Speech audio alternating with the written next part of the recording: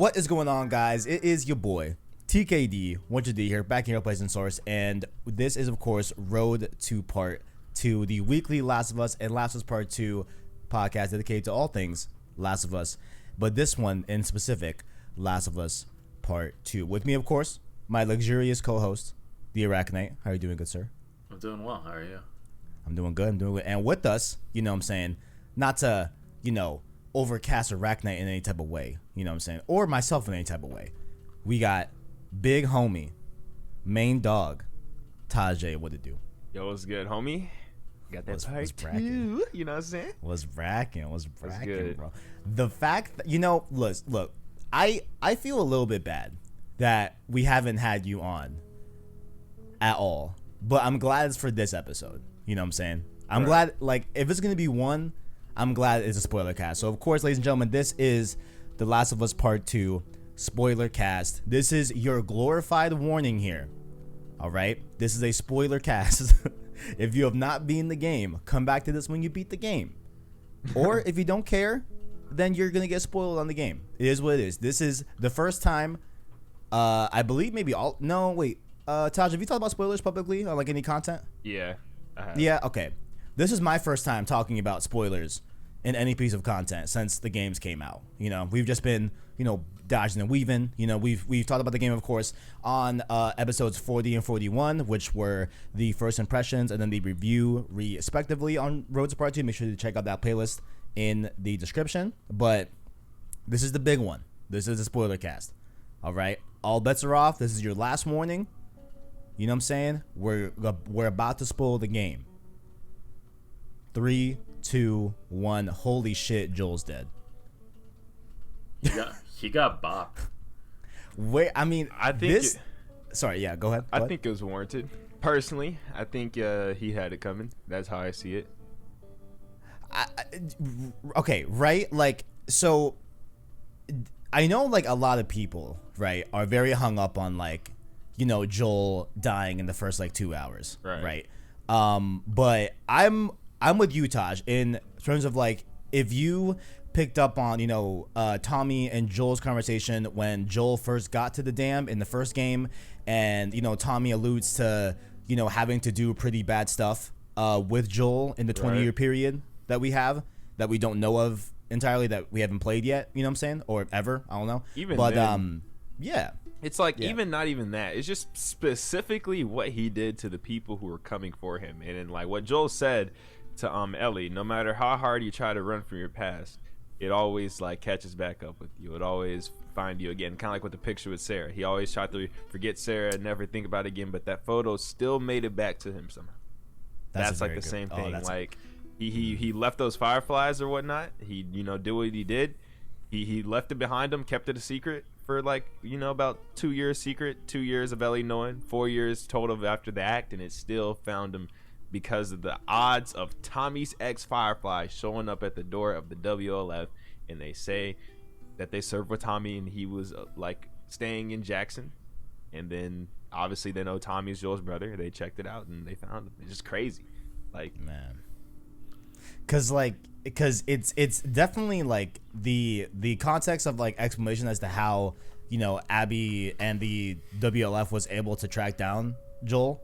They're there. It's just, delivered, like, I feel, in a very natural sense in the game. You know what I'm saying? Like, it's not like it's like, here is how it happened, but, like, it's you're given enough to be like, okay, like, this piece and that piece, okay, it checks out. Like, they hunted him down. Like, they were dedicated.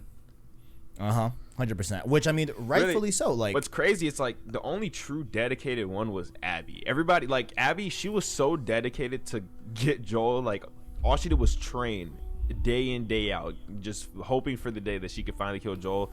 Most other people, like, they were on board whenever the opportunity came to the doorstep.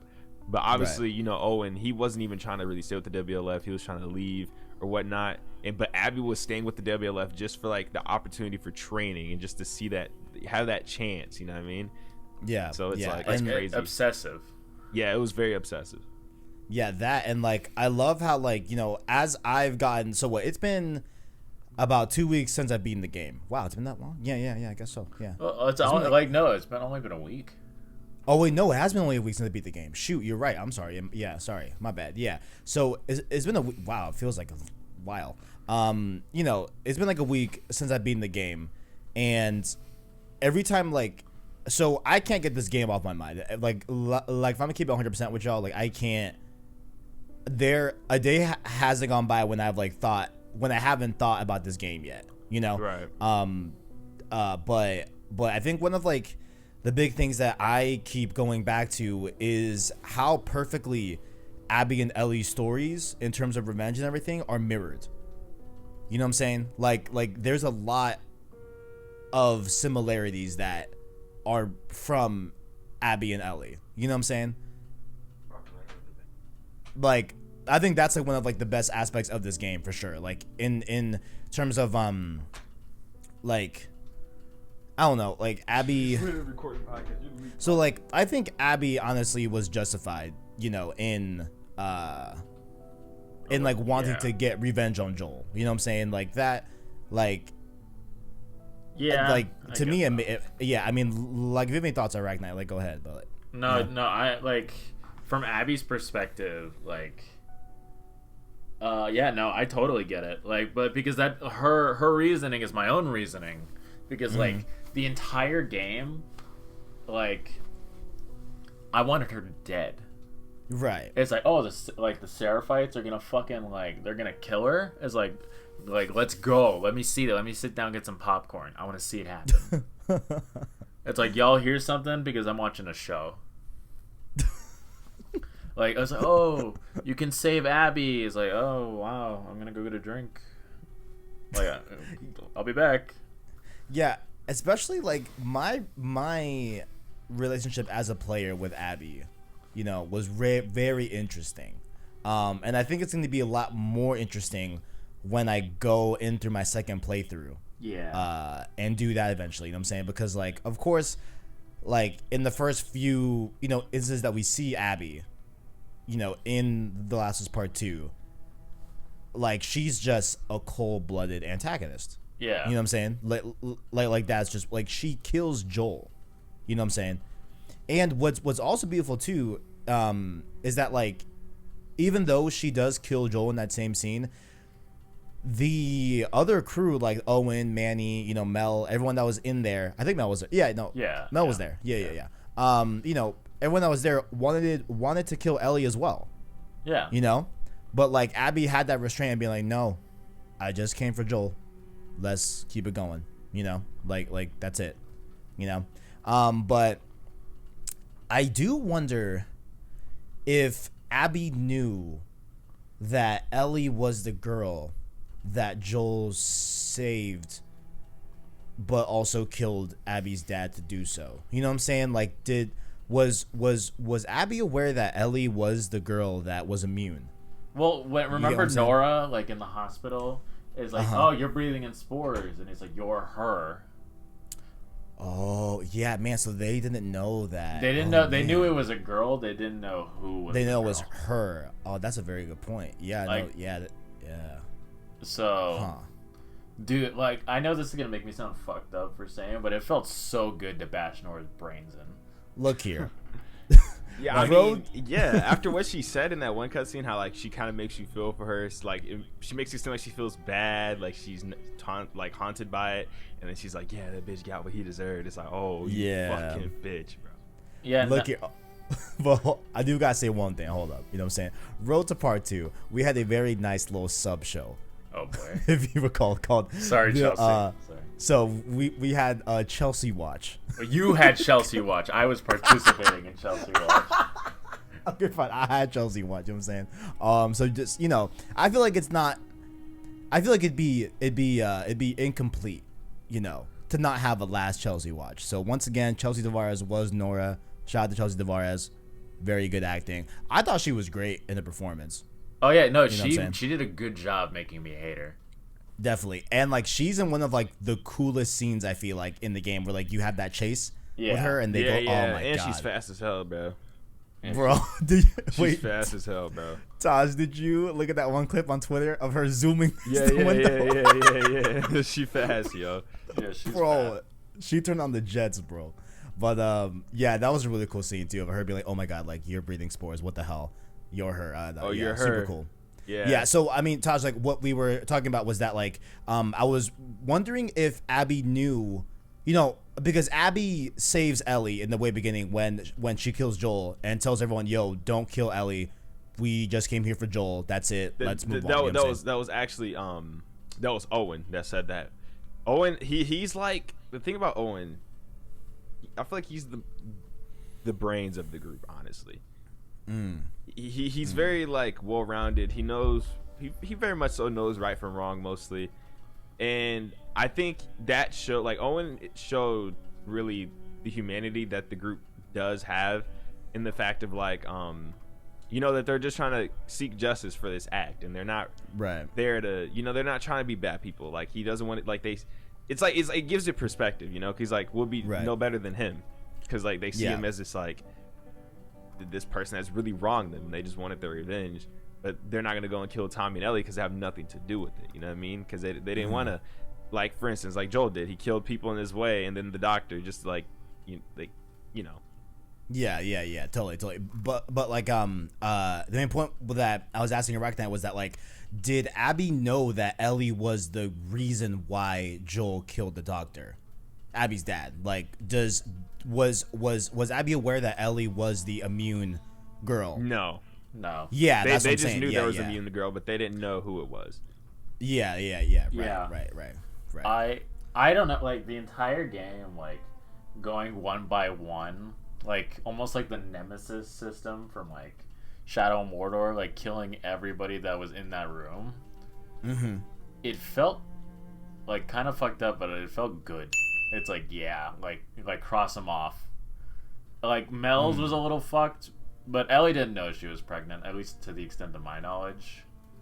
So no, it's like, yeah, she came in her with a Owen, knife. It's like, oh no, like, it's like Owen is like, fucking bye. Like, no, I didn't feel anything when either, like, any of them died. I was like, okay.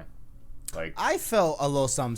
Well, no, that's not true. Not in the moment. Not playing as Ellie and Ellie actually killing them. No, but later on. Okay, so like, I guess we're skipping a little bit forward, but one of the really big moments for me in the game was walking in as Abby after doing the whole Seraphite Island thing, after doing the whole 11 Yara thing, after playing as her for the past like 10 hours or whatever. When I walked in as Abby into that room in the aquarium and saw Owen and Mel dead, and that was the one moment in the game, and the first time in the game, where I'm like, man, I don't know who I feel like I hate more.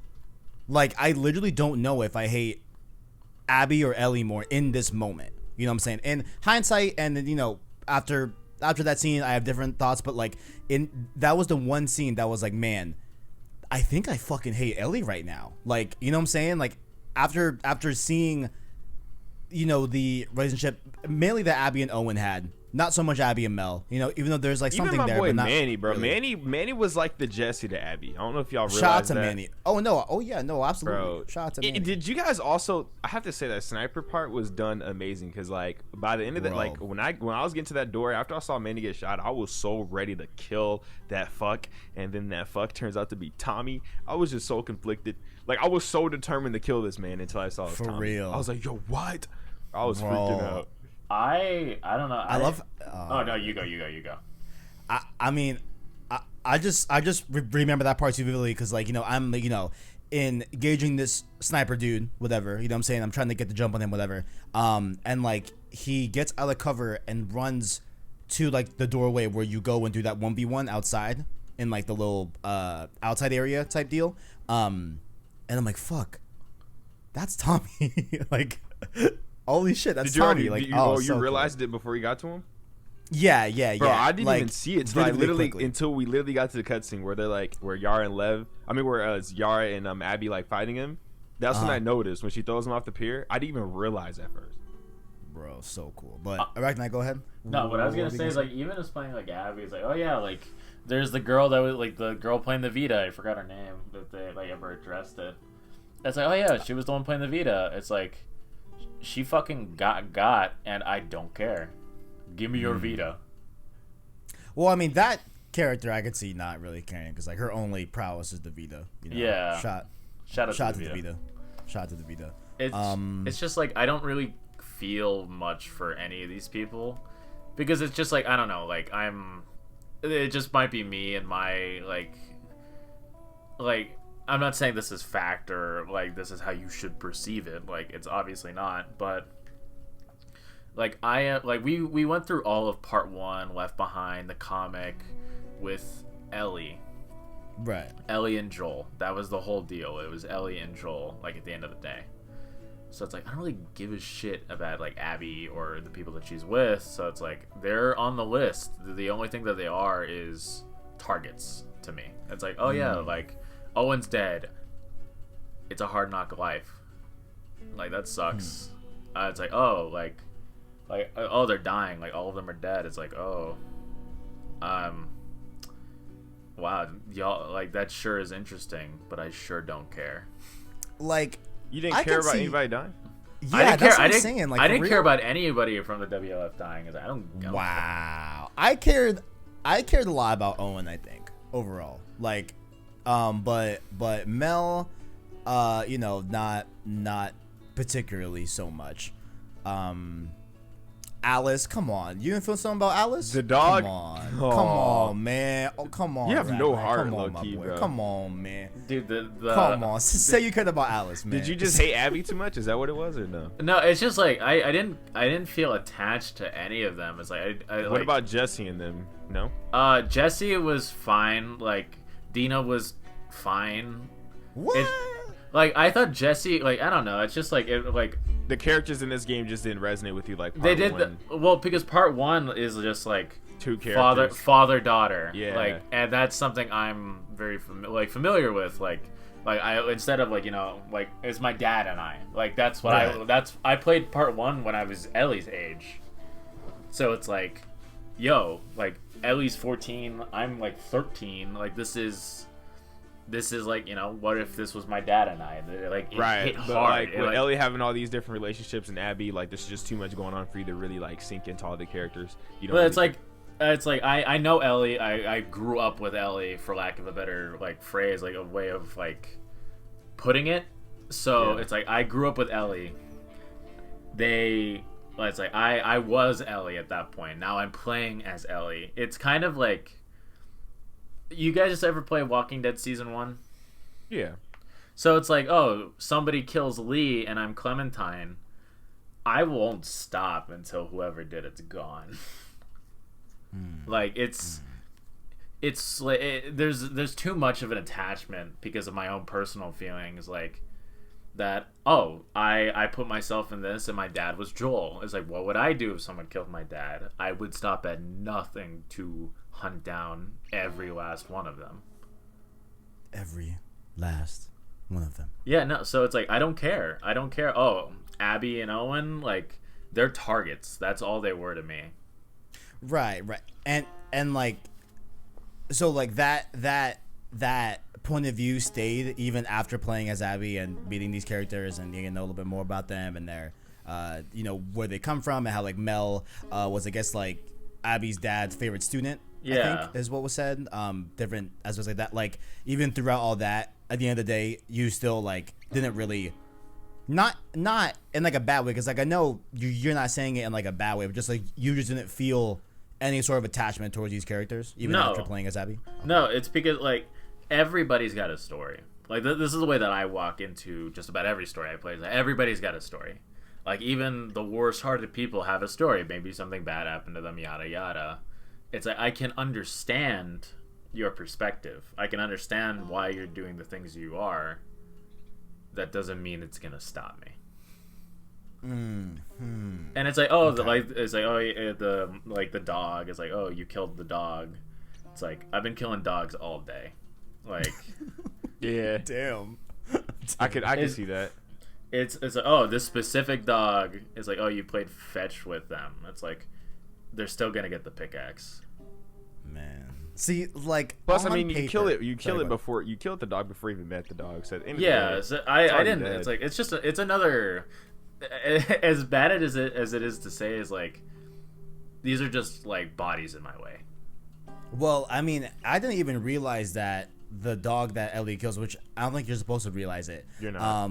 That like that was Alice until we get to the aquarium. It's like, oh fuck, like this is the dog that Ellie kills. Well, shit, like damn. But like a complete side note, I love how you know the I think it was Yara and Abby have that moment where it's like, hey, like, you know, you don't have to be scared of this dog. You know what I'm saying? Like, it's a puppy, you know, or whatever. And they played fetch with her. I thought that was a really cool moment too. Just as a side note. But I think like, so on paper, right? If I was, because I think these were in the leaks in terms of like, hey, you play as Joel's killer for the second half of the game. Yeah, right. That was On paper, if I read that, I would understand being like, oh, I'm not gonna give a fuck. Like, she killed Joel. Like, of course I'm gonna murder every last one. Like, you know, like, absolutely. You know what I'm saying? So like, I could see me in like an alternate reality where I read those leaks and would feel some type of way about the game. You know, because like on paper that sounds kind of wild. Like, you play as Joel's killer. You know what I'm saying? Yeah. Like, definitely, like, so, and like, I think that's what a lot of people were alluding to when, you know, I would hear some people talk about the spoilers in like a non-spoiler fashion, you know, about like how they're feeling about the game going into it with that context. And a lot of them were saying like, you know, I'm not sure about this one. Like, this one's going to be, is going to be fucking interesting. You know what I'm saying? Taj, did you get spoiled? Before playing the game, no. Yeah. Apart from seeing a good. screenshot, no. What was the screenshot that you saw? It was like Joel a little bit bloody, like on the ground, but it didn't. It was just like a super zoomed in picture, so like I couldn't really allude to anything. Like, I guess I could have thought maybe he died, but at the same time, I wasn't really just putting anything in my brain. So yeah. I had a lot of close calls, but I didn't see anything. And I got completely bomb blasted. At all. Yeah, like, no. you went in 100, 1,050%, thousand. Bro, that's crazy. Right hand on my heart. I swear, bro. I went like, in blind to everything but that one little tiny screenshot.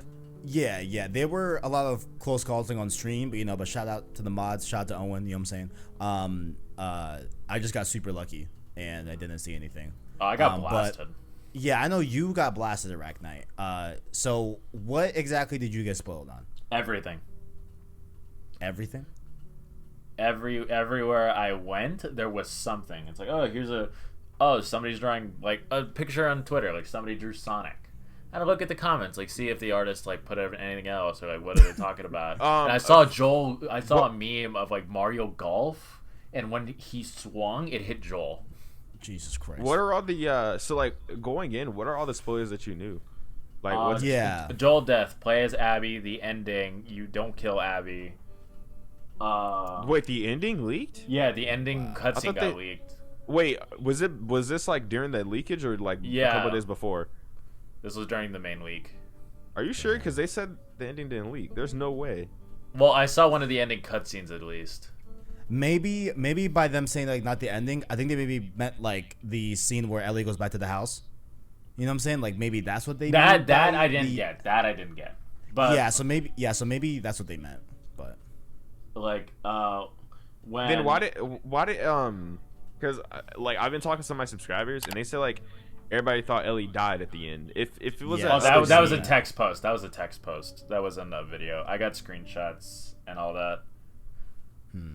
That I saw, I read that, like, because at that point all the major beats had gotten spoiled, so I was like, whatever. So I just read the post and it said that Ellie died, and then there was someone saying that she didn't die, and then there was a video of her that she wasn't dead near the end. Like, it's when she left Dina and JJ to go for revenge. Oh, that was the last scene that you saw? Yeah, and I had like a screenshot of that last area that you go in, like the circular building where Abby is, I think.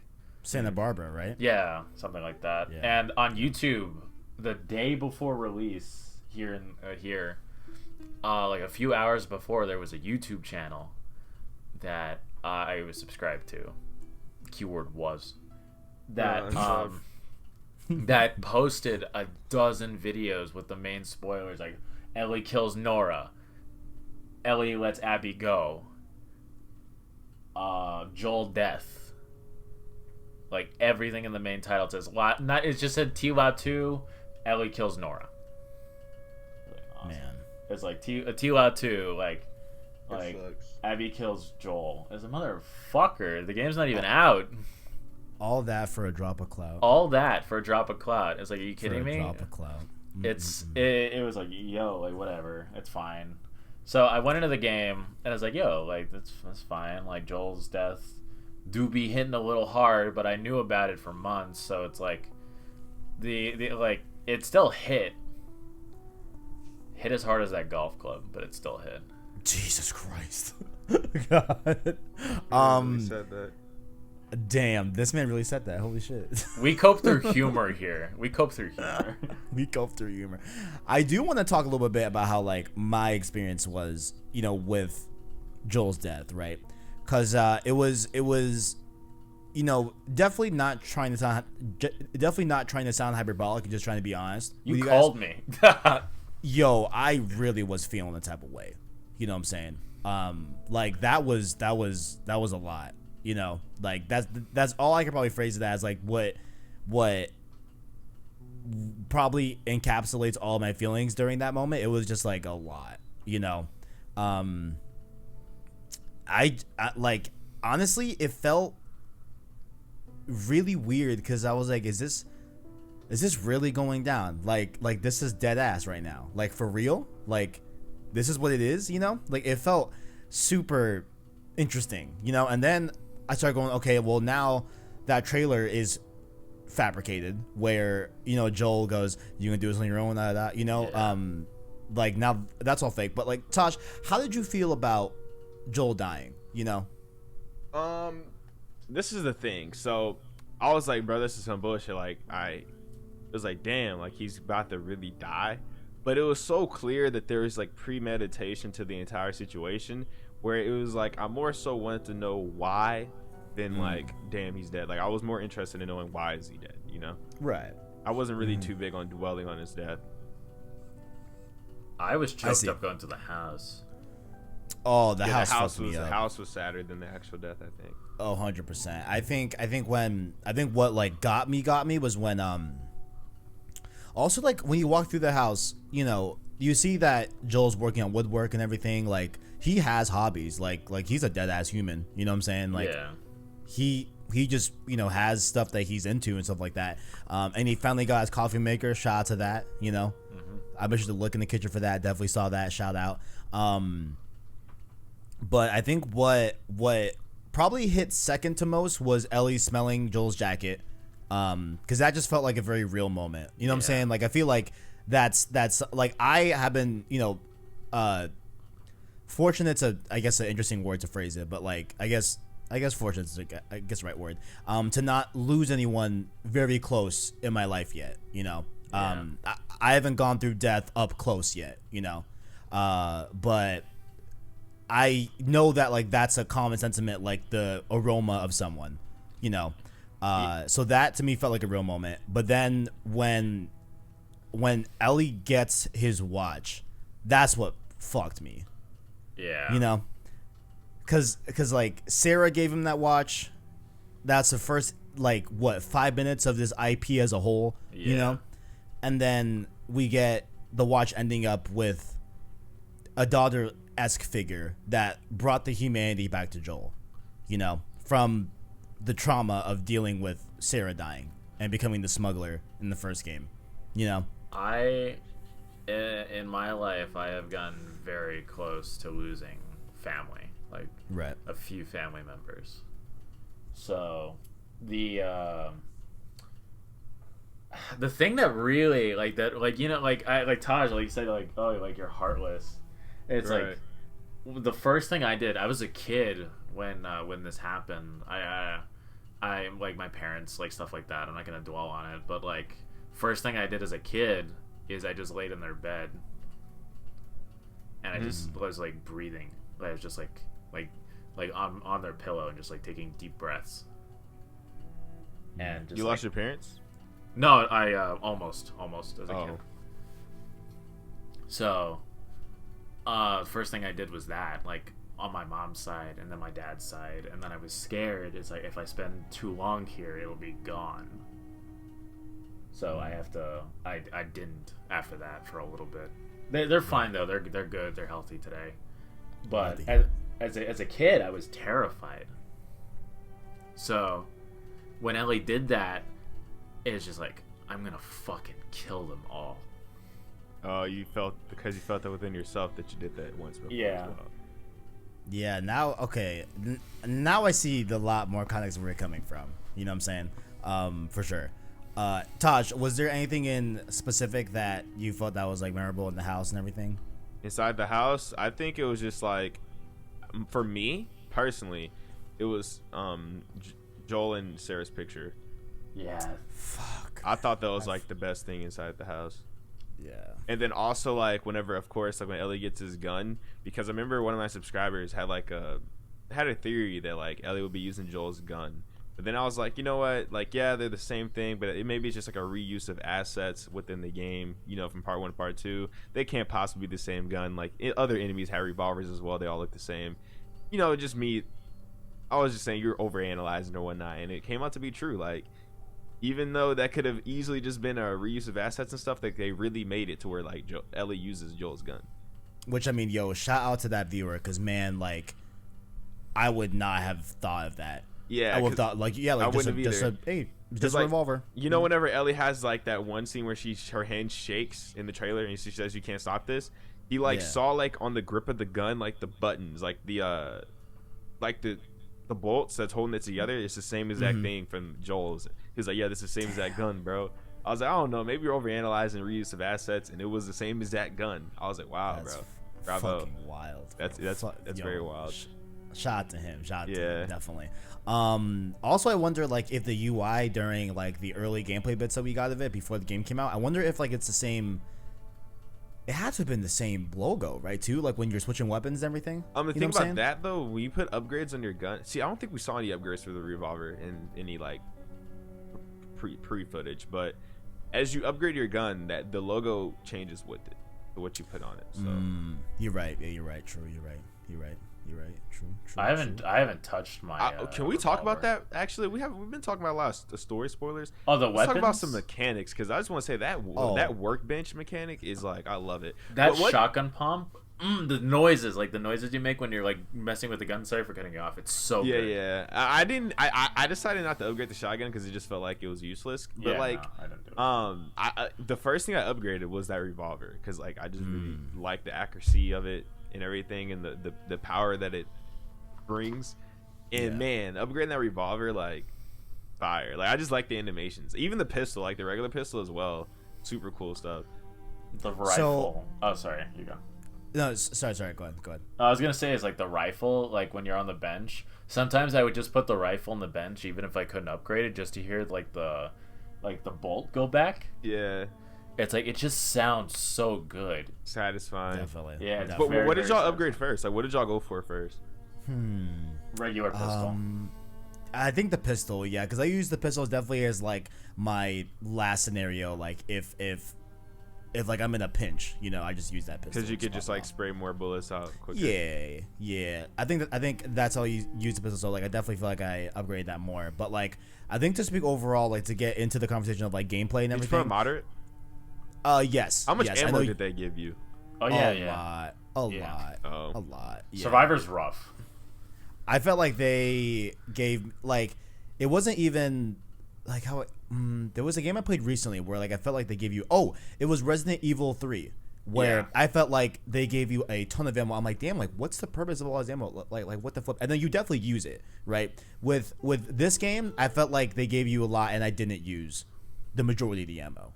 At least I personally felt like, you know. It's probably because you're, like, trying to save it, but then you realize you wrote, like, think about The Last of Us. You don't really have to save the bullets. Like, you can use them because they'll reward you by, like, dropping ammo from enemies you kill once you're low.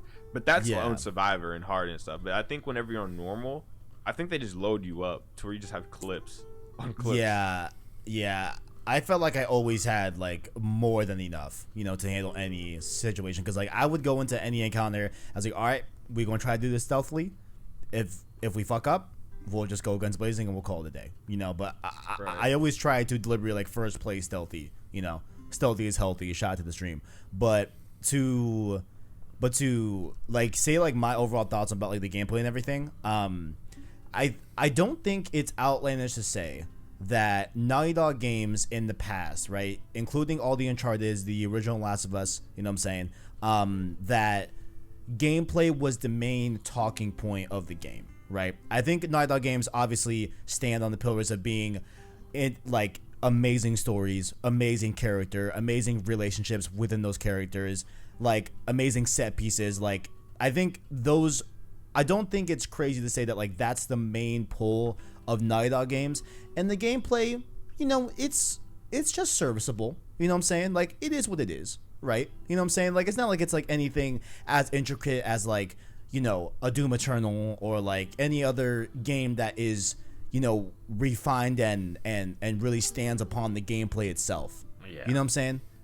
Would you all kind of like agree with that in a way? Like I don't know if Taj, like you feel like a little bit differently, and also I do know going into it that of course The Last of Us on Grounded, on Survivor is a vastly different game gameplay wise than the normal modes. You know what I'm saying? Like 100%. But like, do you feel any different towards that sentiment in terms of like the main pull for Naughty Dog games is definitely the narrative and the characters and stuff like that? Yeah, no, I agree. Yeah, I think that's a big part, but like I also feel like they really bring gameplay up to just as high as like the narrative aspect. Okay. Like I feel like their games are just as fun to play as it is good to digest their story.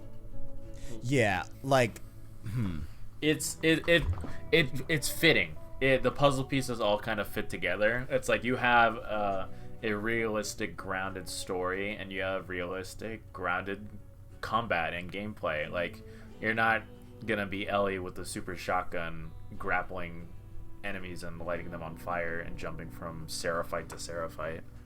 As much as that's that a very would be good cool. point. Right. And you're not gonna be wall running and like call Yeah. down a Titan on Abby. Yeah. Yeah. Very, very good point. Like overall, like I'm totally not saying that the gameplay is bad in Naughty Dog games. I'm just saying that like, you know, like it's not what I first talk about with Naughty Dog games, right? Oh, yeah. But I think that this game is their first game that they have that's been like, all right, the gameplay here is fucking fire. Like I loved how this game felt on the sticks. You know what I'm saying? I think maybe the second experience is probably factions. You know, I just in terms of like how many times you get into like intense, like you know battles and like gun, what am I trying to say? Gun engagements, back and forth, gunfights. Yeah, like back and forth in factions itself, as opposed to the regular Last of Us, of course. But even though they have pretty much they're literally the same gameplay. But Last of Us Part 2, I think like feels so good on the sticks. You know what I'm saying? Like I love the way this game felt, you know. It does feel a little tanky sometimes, a little bit. Like there have been a few encounters where it's like I'll just get stuck on something. And it's like, hey, I really need you to move right now, or we're dead. Like there's like a few clickers coming at us right now. Yeah, yeah. And like yeah, like one encounter, like in the very beginning when you're going to hunt down Nora in the hospital, and you have to break a window to go into a diner that has a bunch of clickers and normal runners in it. Mm-hmm.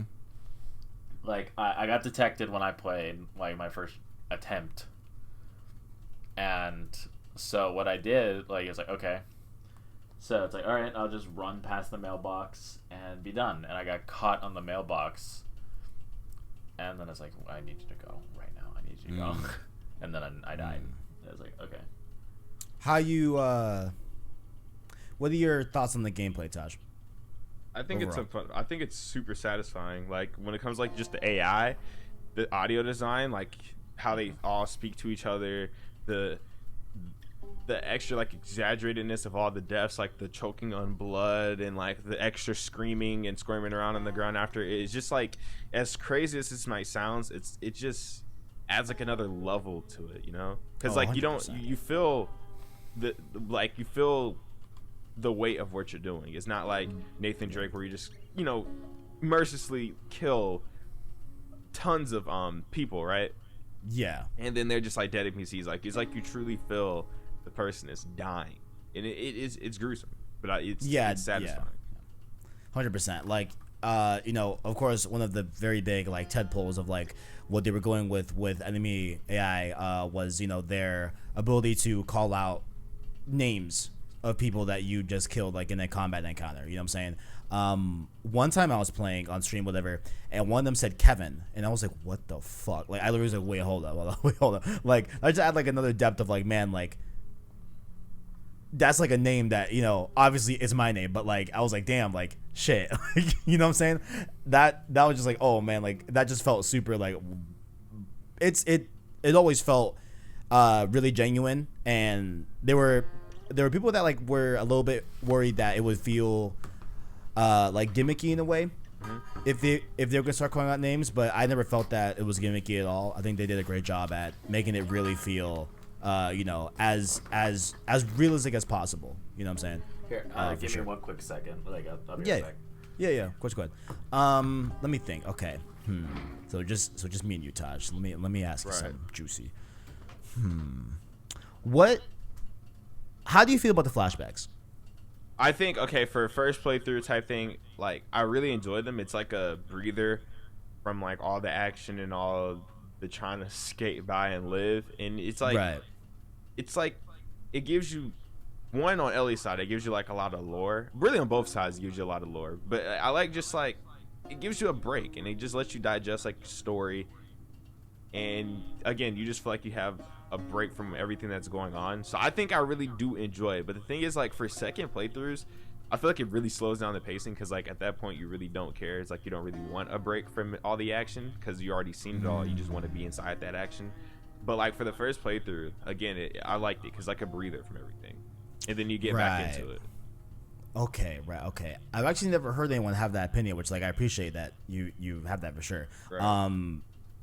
Yeah. I mean, I've only played my first playthrough. You've played the game, I think, 3 times? I think you said. Yeah. 3, 2, 3. Okay. Yeah. Like, when you get to your second, third playthrough, like you'll still like the flashbacks, but like it's like to the point where it's like you want to just get back to the action. But like whenever you're actually playing for the first time, you experience it. You like the experience of the story beats, and it feels like a breather. You know what I mean? But after you already seen it, it's like it doesn't really hit the same.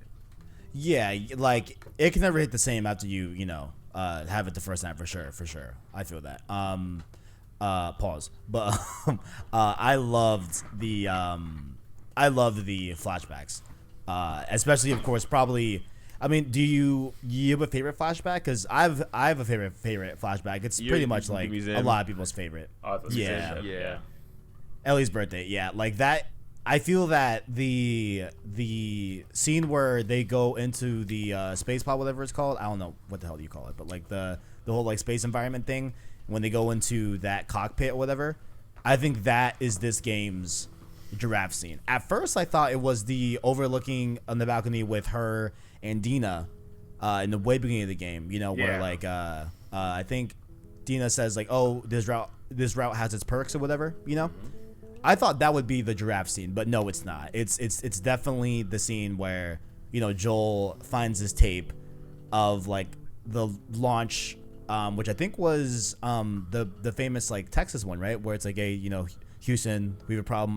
Like, was it that Apollo? launch? Huh? Apollo, was it? Yeah, I was gonna say Apollo, but like I don't know which one in specific, to be honest with you. But it's not the challenge. Like, yeah, whichever famous launch that was, but like that scene definitely is this game's giraffe scene. I feel like, in my opinion, like it was great. It was great. I loved it. I love that whole. Did it hit better than the giraffe scene to you, or no? It's better. I think it's better. It really shows you like the dynamics behind Ellie and Joel's relationship, though, like their love for each other. I did appreciate 100%. That. I think Joel was 100%. Actually handled very well in this game, personally. I agree. The only thing Joel did that I didn't like is just that they were very forward with their names. Like I wouldn't be, especially 24 years into an outbreak. I mean that, but you also got to think about the context behind the whole point of their patrols is literally to clear out infected, and then bring back survivors. Yeah. And I mean, obviously, Abby and all them, they're all pretty cool. So it's like, you know, there's no way they could have any type of idea. Like, I don't. Yeah, I mean, that was. I mean, well, to quickly just address the whole draft scene, like everything get hit better. I think the draft scene. I think maybe I'll play it again and I'll see, but like I think in hindsight, I think the draft scene still hits a little bit better because of like, you know, going right after David in the winter. You know what I'm saying? Like doing all of that, and then we have this, you know, where Ellie starts freaking out about something. Like, oh shit, like here we go. I remember the first time I played it, I started reloading all my weapons. I started like crafting all my shit with it. I'm like, okay, like what the hell are we gonna do now? You know what I'm saying? Right. Like what is gonna happen right here? You know what I'm saying? Like is Ellie gonna be in danger, whatever? And we go, and it's just a beautiful fucking moment of just like a clearing and like levity. You know what I'm saying? That I think definitely hit in a very particular way. You know what I'm saying? Better is a interesting word to throw around. I don't know if it's better, but it definitely hit in a very specific way. Yeah. It worked personally for me a lot, like very, very effective. But a big debate is what you're bringing up, Arachknight, right now, where it's like, was Joel acting like Joel in the beginning of the game? You know, in terms of specifically the whole Abby encounter and running into the whole cast and crew of Abby's side, right? Yeah, I think he was like, look, this is all I gotta say. When this man died, did you not see all the love that was shown on the outside of his house? Yeah. This is a changed man. This is not the same I don't trust you. Like, this guy has been with a community. There's even a note whenever you're out on patrol with Dina and Ellie, there's a note that says even the most darkest of people who join Jackson, it's like they have a restoration of humanity because they're held accountable. They're building up their town. They're you know, they're farming stuff, building picket fences. It's like they're being human again. That, like, no matter the darkest things they've done in the past, it's like all that is like gone whenever they reach Jackson.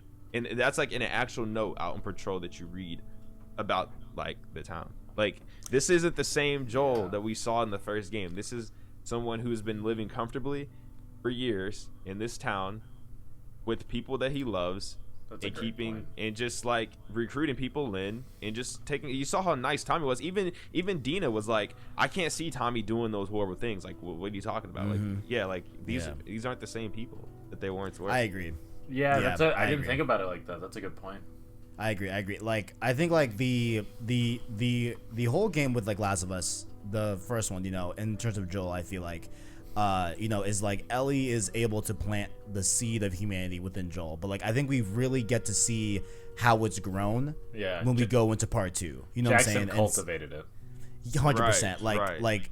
Like Jackson gave Joel the ability to like not kill, you know, and like build something instead of destroy something. You know what I'm saying? And like really like, you know, become something that he hasn't been since the pandemic. You know, since the whole thing started, pretty much. You know, like, yeah.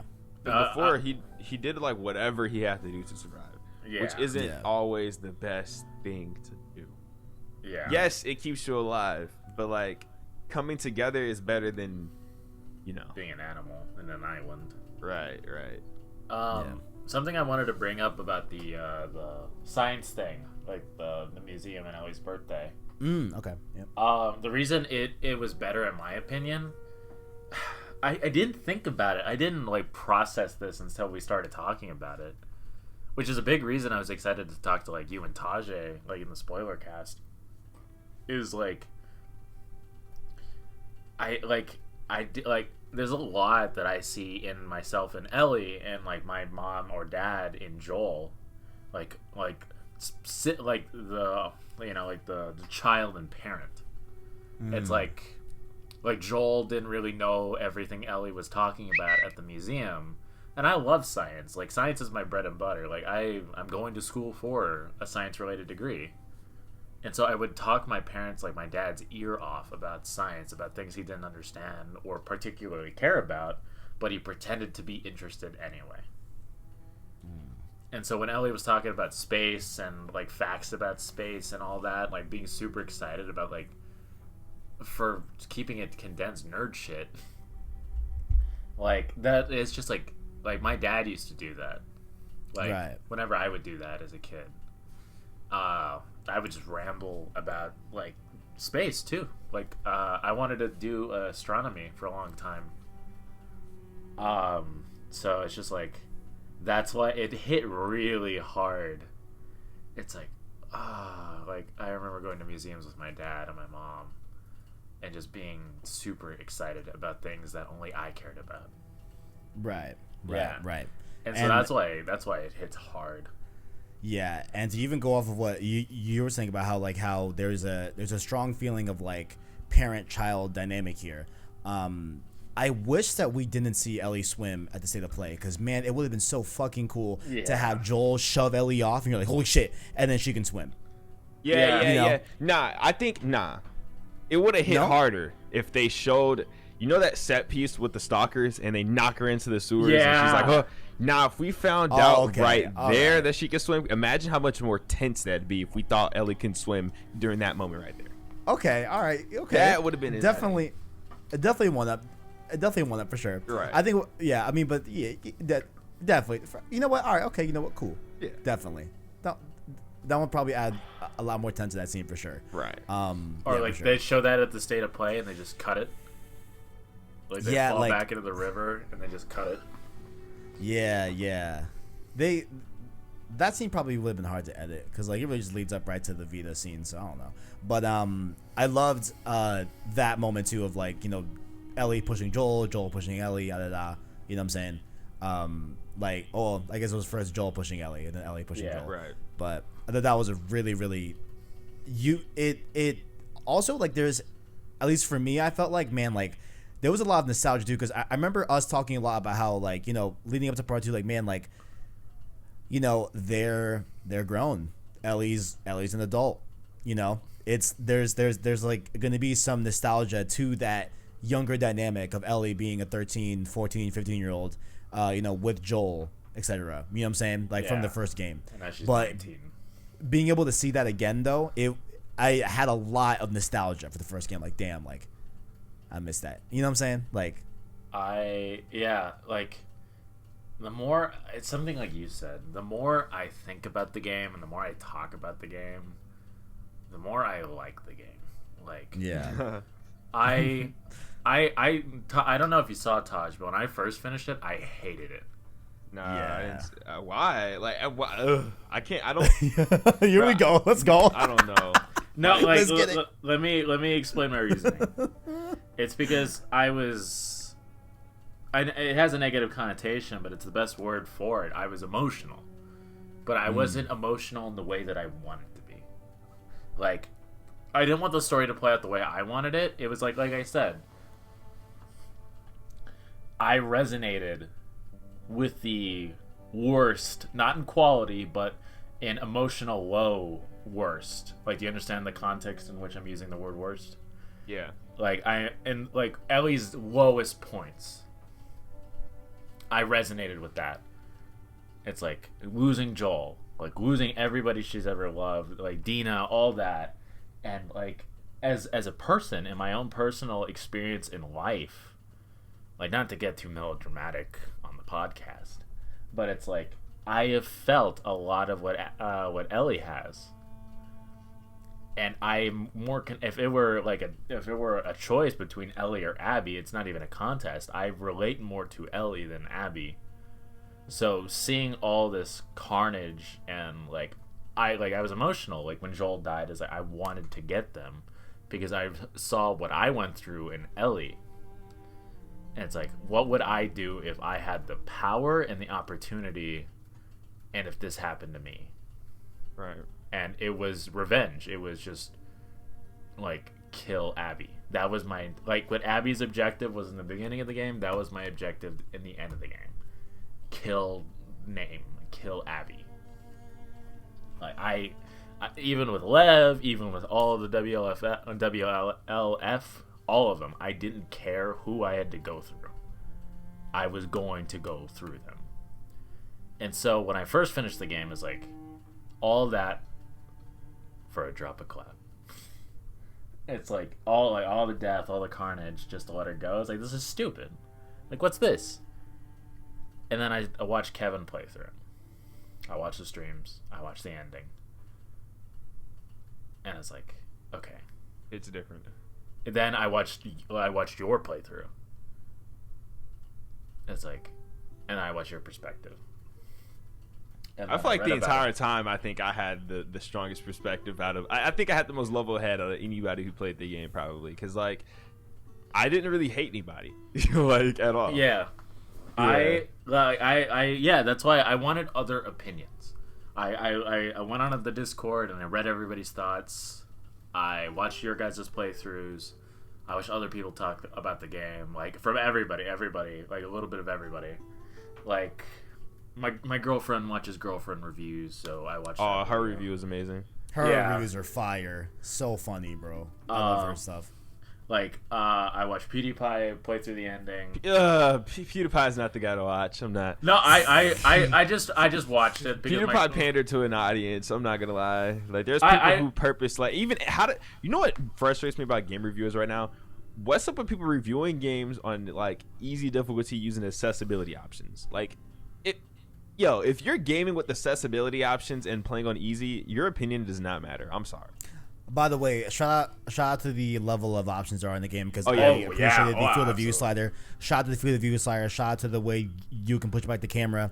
That's, I think, the only two things I did. I would have loved to have a grain film to take off that, but beside the point, shout out to the options. Yeah, there's tons of options. That is an amazing part. There's a lot of accessibility, but I feel like game reviewers should not be playing on the like. How do you play a game on easy and then have on accessibility options like auto aim and then say like the AI is dumb, the gameplay is boring? Like what? You're not even playing the game. Trash. It's game like mode. I agree. I literally see reviewers play the game on like very light and say the AI is dumb. What do you expect, homie?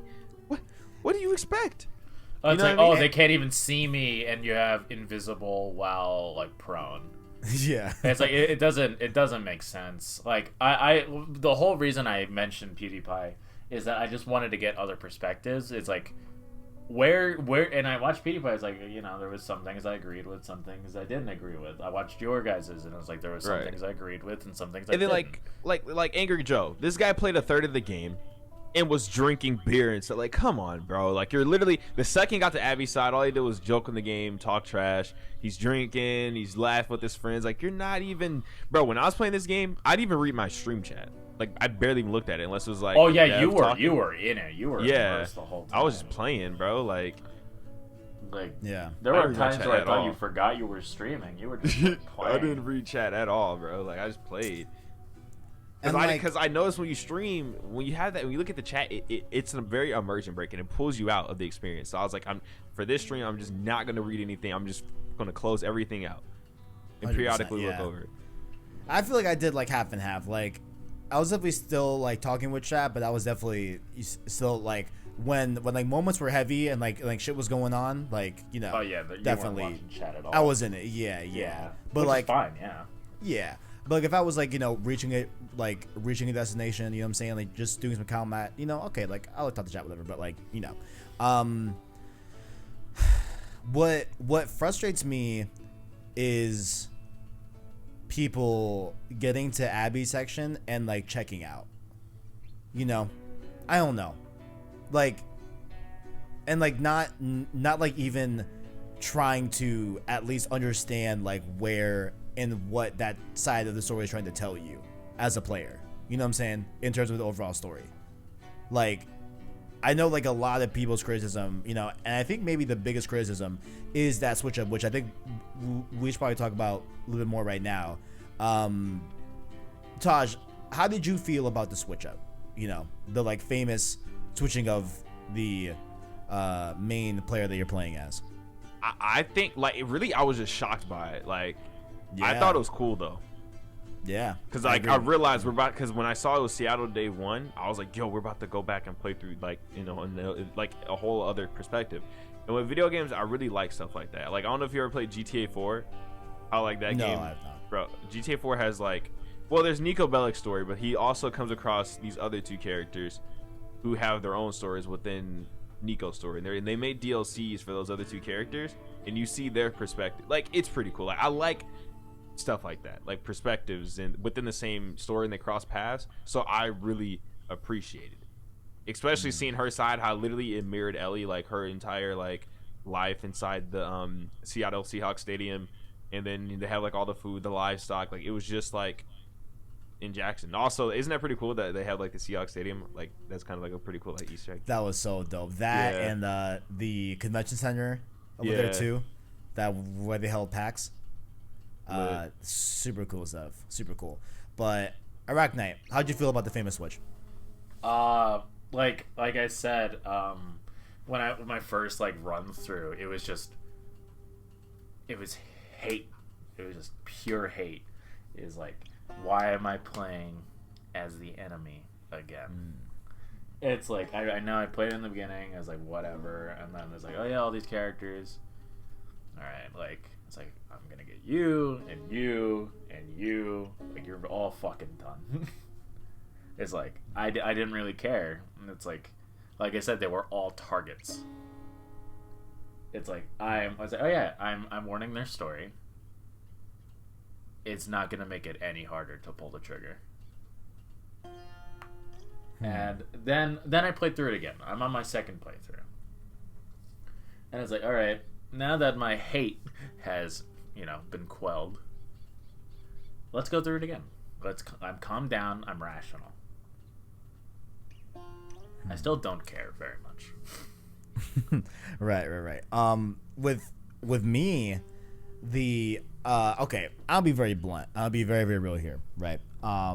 When the switch happened, I thought I was just seeing a quick flashback, because if I remember correctly, her part starts with you going all the way back to, of course, Joel and Ellie going into the hospital in The Last of Us 1.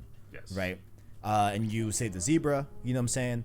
And then you go in, you see also shots of Marlene, you know what I'm saying? And this game does a incredible thing how, like, in the first game, when Joel speaks to Marlene, when he wakes up in the hospital bed after being knocked out, you know what I'm saying, from the whole wire thing and the bus and all that, Marlene's very brash, very blunt, like, hey, yo, like, this is what it is.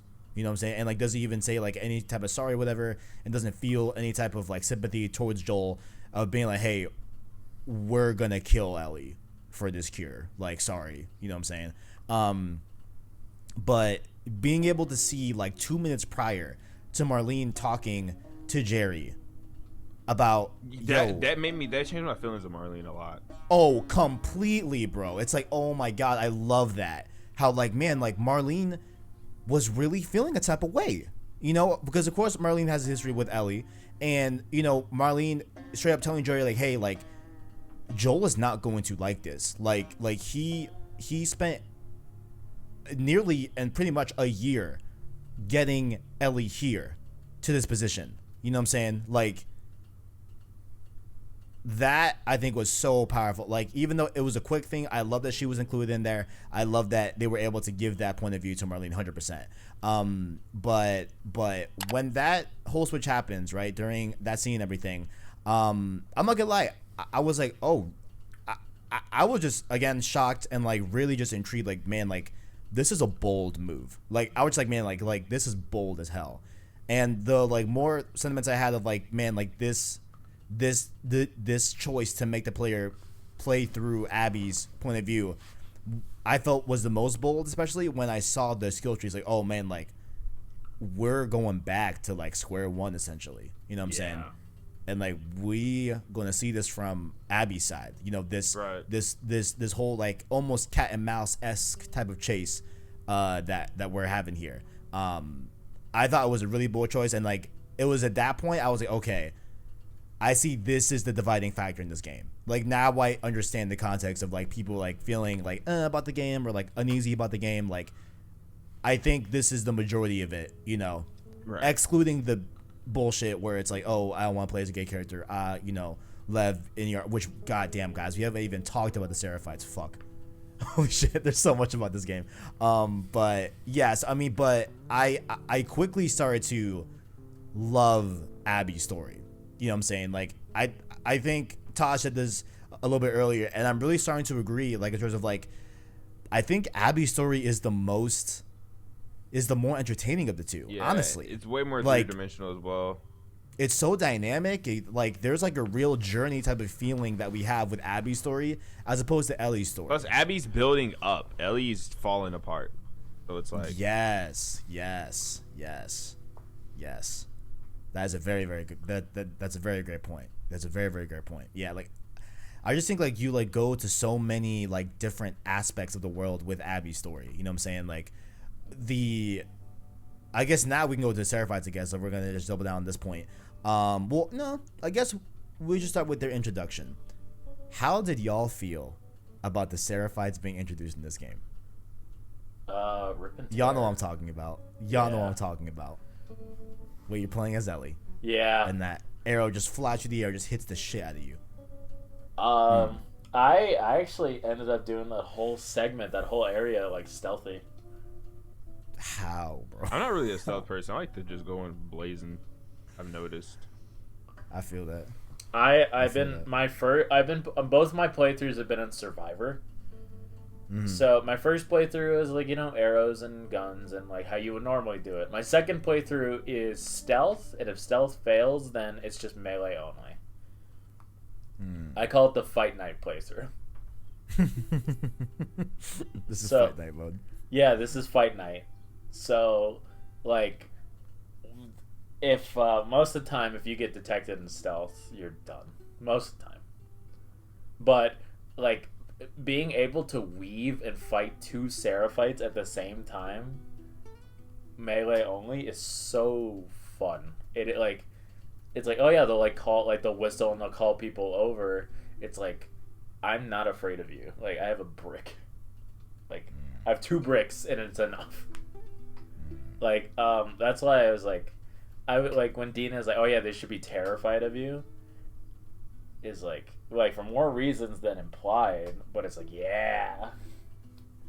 It's like, it's just like Ellie feels like a powerhouse. Like, for being as small as she is, it's like, you can just knock the shit out of people. Like, especially the big Seraphite, when you're about to go through that door and he just fucking barrels through it. Savage, bro. Yeah, like, I just had a pipe with 2 hit points on it. It's like, you know what? We'll make it work. Oh, man.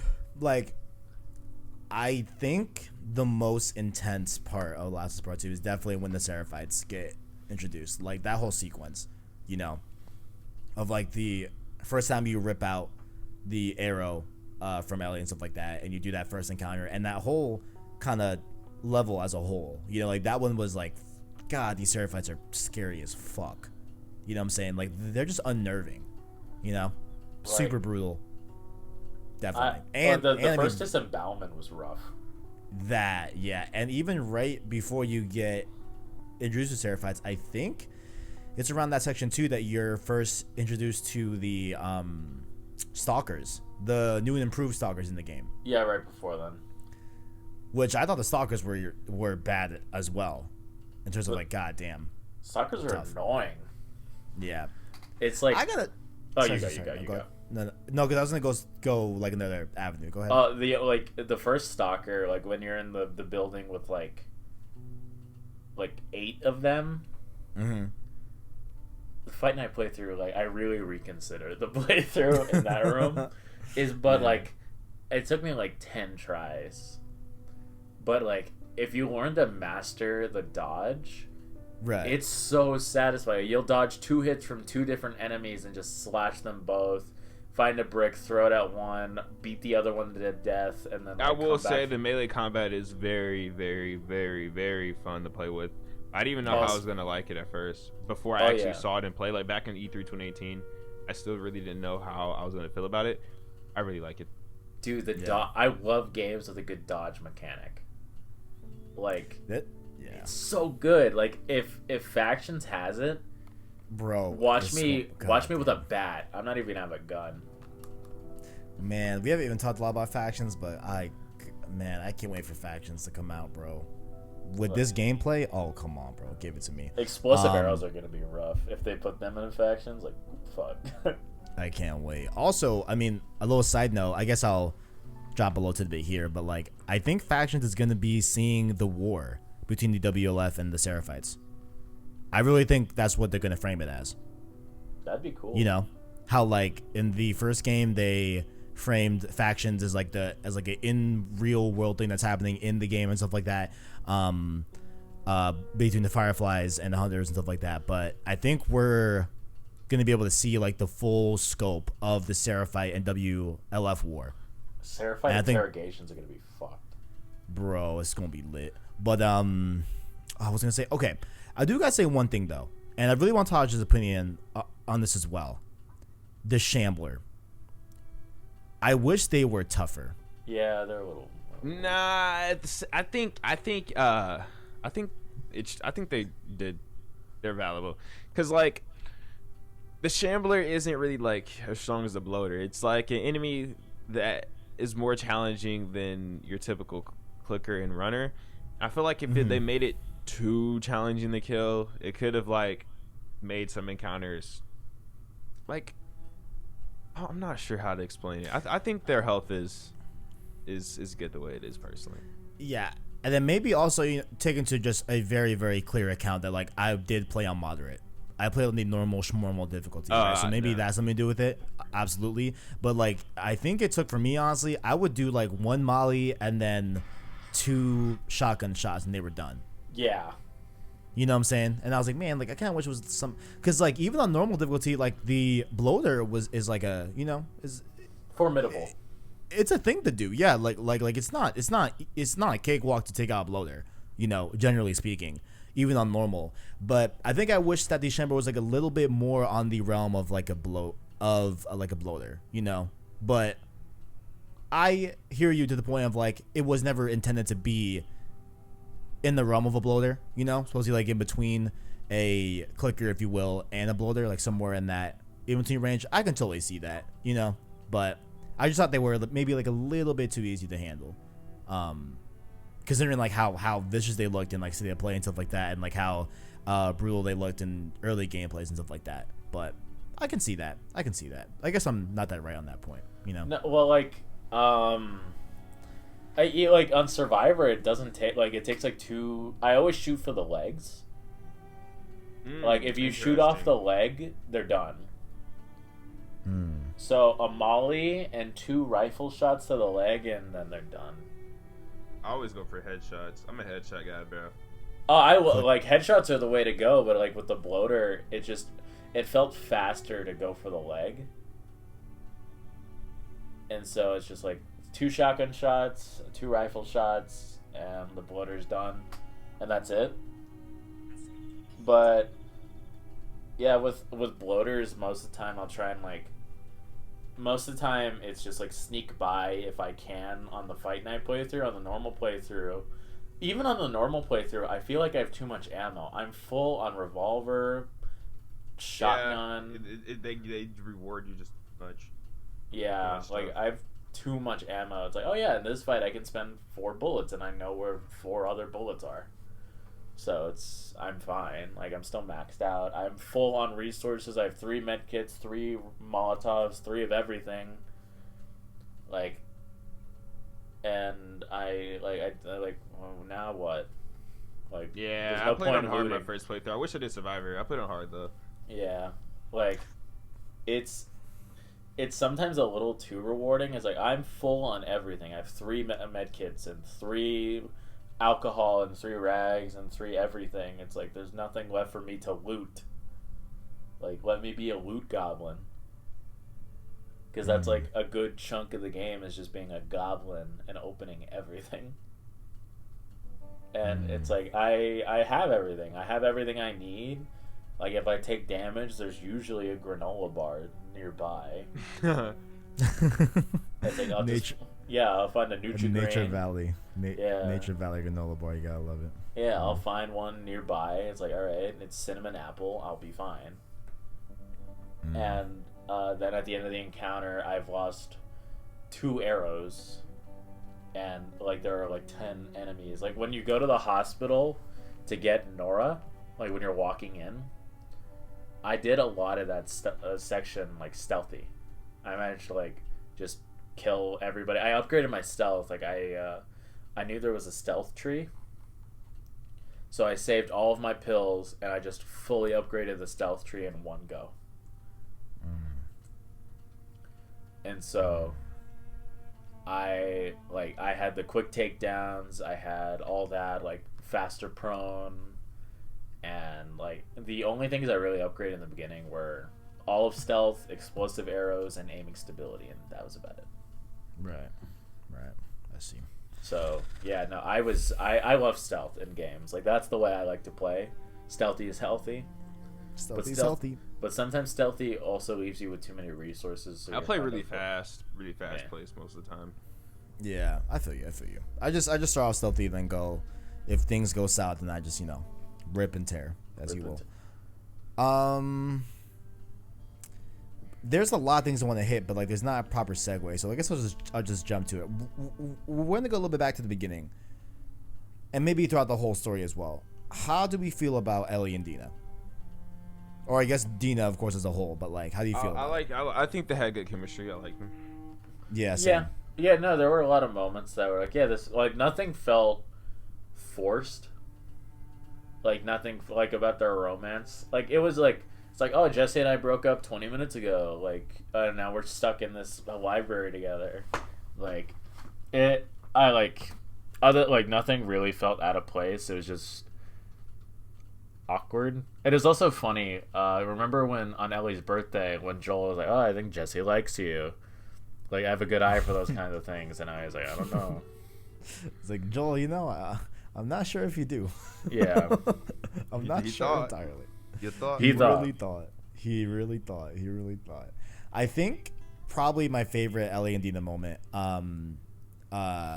is when Ellie comes back from getting the answers out of Nora, and she's like visibly fucking shaking and not okay. That's because she beats Nora how Abby beat Joel, so she has PTSD.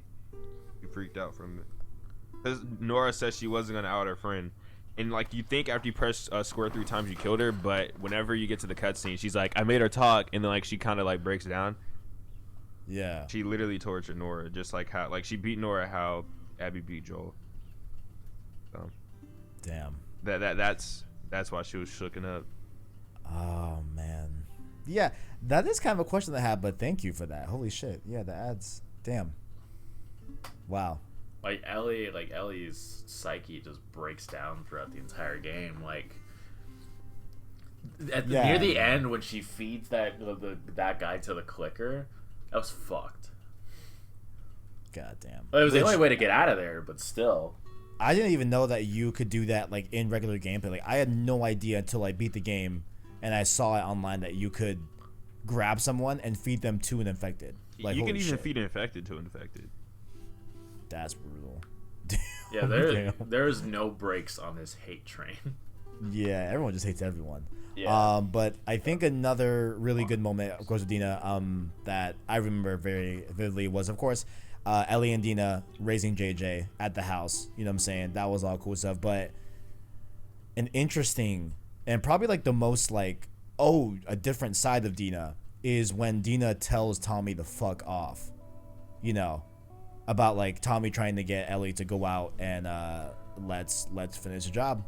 Let's get this revenge. You know, let's get Abby. We have heard that, you know, there's a really buff girl with this little boy, you know, walking in this area. Let's run this fade. Let's get it, you know. And like having Dina like just talk Tommy the hell off, like I thought that was super cool as well, you know. And like it definitely, like I feel like a different side that we never saw throughout the game until that moment, you know, of like Dina being really defensive about it, you know. Also, I mean, like a different side of Tommy too. Like that was so unlike Tommy to do that, you know, or to, you know. But like obviously, of course, with that it makes sense because Tommy's like his brother died, so of course he wants revenge for his brother, you know. but just seeing the hate and revenge grow in Tommy and lead to that moment, I think was from super going cool. to like trying to listen to Maria and not leave to like him dipping out, then going through everything. Then now he's even broken up with Maria due to his obsession. Yeah, like we also see Tommy turn exactly. You're right. Like with, him leaving without telling Maria all that good stuff. Yeah, no, definitely. Yeah, well, I mean, they wild. like took out his eye. They did. That's true. I'd be pissed too. Like, the whole like destroy your marriage thing isn't great, but like there is a justifiable amount of rage. Like, but like I Made him a understand. cripple, took his eye. Yeah, took his eye, killed his brother like in front of him, like kicked the shit out of him. Like nearly killed your brother's surrogate daughter. Yeah, but then it's also crazy because like even when you look at it from that lens, you could have and apply the same defense that you would have towards Ellie. Like at the end of the day, Tommy got to go home. Like Tommy has Maria, Tommy has a whole community. Like Tommy still has Jackson intact.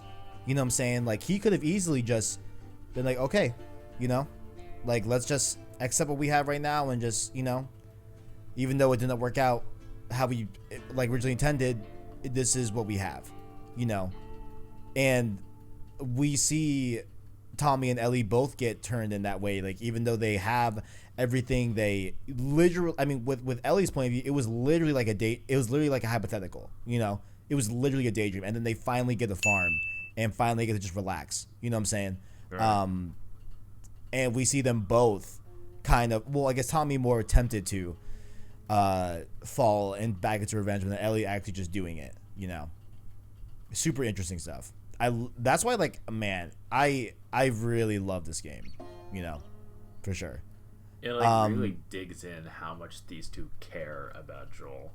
Yeah, especially, exactly. Even from of course a brother standpoint, which I have a brother. I think Tosh has a brother as well. I'm not sure if you do, Arachknight. Do you have a brother, Arachknight? I have two sisters. Okay, well, very, very obviously similar. You know what I'm saying? Siblings. Yeah, definitely. Like, I could definitely see myself having those same feelings if like my little brother got really rocked on the block by Abby. You know what I'm saying? Yeah. But I think the biggest part that I do want to talk about the ending bit, but I do want to talk a little bit before we get to that, to the whole Seraphite deal in this game. And specifically, of course, Lev and Yara. I think Lev and Yara added so much to Abby's storyline. You know what I'm saying? So I guess we can start from there. Like Taj, like how do you feel about both Lev and Yara as a whole? If you want to go into any valleys and crevices, when I see Lev, I see like Lev and Yara and Lev is like the start of the redemption arc for Abby, and they bring a lot of humanity to Abby. And Lev, they had like their perspective on just the outlook of life and what they think. It's very eye opening for her as well, I think. Right. So like I really enjoyed like the dynamic of them, coming together, especially since they are kids. I feel like you're more open for that type of thing, especially since like I feel like Lev and Abby is like a reflection of Joel and Ellie. So like I really did enjoy that segment of the game, especially I just think Lev was a very strong boy. He was a very strong character. So yeah, I really enjoyed them. I hate how Yara died though, but I feel like if anybody was to die like a hero in this game, the only person who went out as a true hero, of course, was one of the kids, and that's Yara. She went out as a hero. She shot 100%. She saved her brother. She shot Isaac, and then she got freaking unloaded on while on the ground. Brutal, bro. Her body was fucking jumping, bro. Yeah. God damn, bro. That shit was brutal.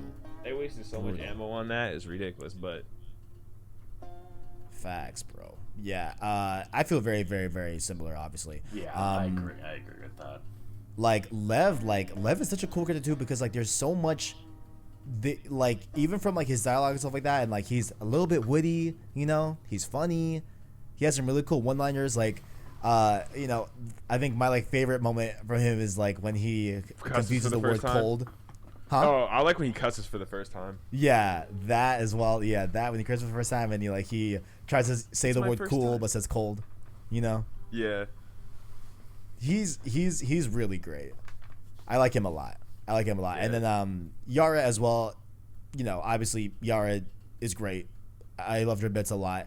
And it was really cool to see Yara because I felt like she was more Seraphite, if that makes sense. Like, obviously Lev literally was trying to pull away from the Seraphites and stuff like that, but like, you know, at the end of the day, we see Yara, like, even though she still doubles down on being a Seraphite, I feel like internally, you know, like she still at the end of the day, she ranks her being an older sister more important than being a Seraphite, you know, Right. and leaves with Lev and protects Lev and stuff like that. You know what I'm saying? Like, I think that speaks volumes to her character as well, for does. sure. And goddamn, like her having the whole arm situation, like even when Abby was like, yeah, like we can just put it on a splint, it'll be fine.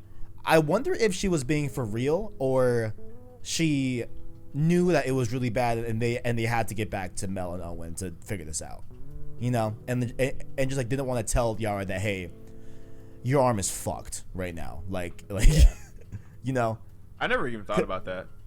like that's what I think. Cause like I'm like I don't know. I mean, Abby doesn't seem like she'd be dumb in like an injury standpoint. You know what I'm saying? Like they have a lot of resources at the stadium, so like I feel like she knew exactly what was going down. Like yo, She knew maybe, the arm was messed up, but she didn't know I don't think she knew to what extent because she did have Mel check it out because she's that.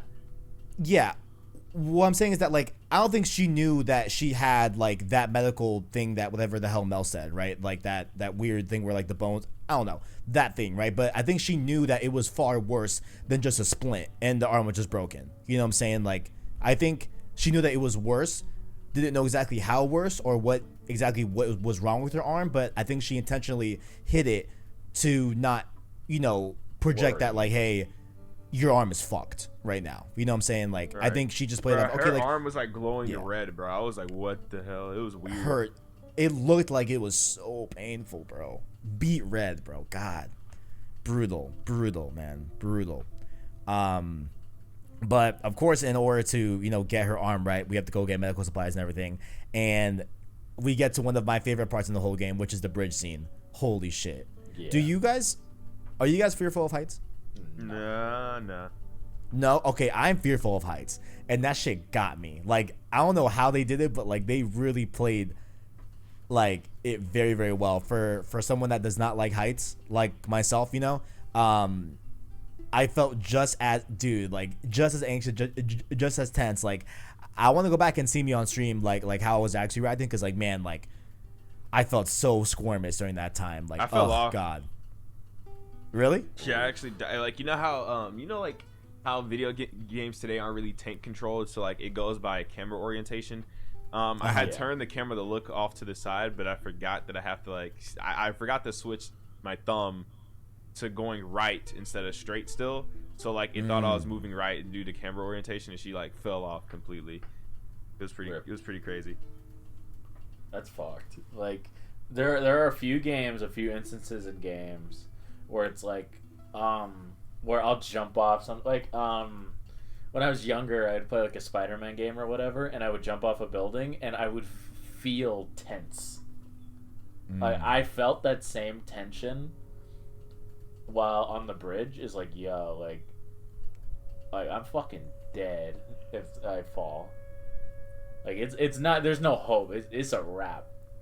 Yeah. Like, Yeah. Yeah. But yeah, we've also had moments like that in Uncharted. So it's like I've become very like the reaction has been nullified. It's just it's like, oh, like with Nathan Drake, it's another super high like chasm that we're climbing over. It's like, it's Tuesday. Like, what else is new? Like. But in this game, it's like, oh yeah, these people don't do that. They don't. Yeah, like Nate, like for Nate, it's just another day. But like with you, like with Abby and Ellie, it's like, that's death. That is death. Indeed. Yeah. Indeed. Yeah, I never fell off until, of course, you have to with Lev and stuff like that when you go into the building. But goddamn, it was so tense, and like I think that was like a real turning point too. In the same vein, I felt like when I really was conflicted of like who I hate more, whether it's Ellie for killing Mel and Owen or Abby for killing Joel. You know what I'm saying? Right. I had a similar like inflection point where it's like, man, like I really like Abby as a person and her character. You know what I'm saying? Like, and like I think like right, I think it was at that you know, bridge scene where like to me like she felt the most human. You know what I'm saying? And like that, you know, it really came to prominence that like, man, like there really isn't a clear antagonist in this game. Right. You know what I'm saying? There isn't. Like, there really isn't. We didn't even talk about the big elephant in the room, bro. Why haven't we talked about this yet? Fighting Ellie as Abby. How did we not touch on this? I was gonna wait for it.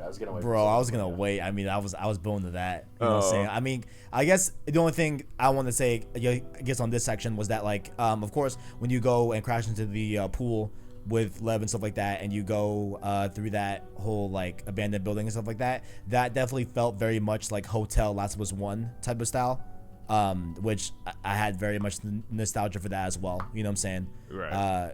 Going through rooms, clearing them out, you know, all that good stuff. So that was super cool, but not really much to write. There's a lot to touch on, bro. The Rat King. Oh fuck! That felt like Resident Evil, bro. I feel like I was playing Resident Evil. Oh, that was definitely Resident Evil. Yeah, that was 100%. so Resi. Yeah.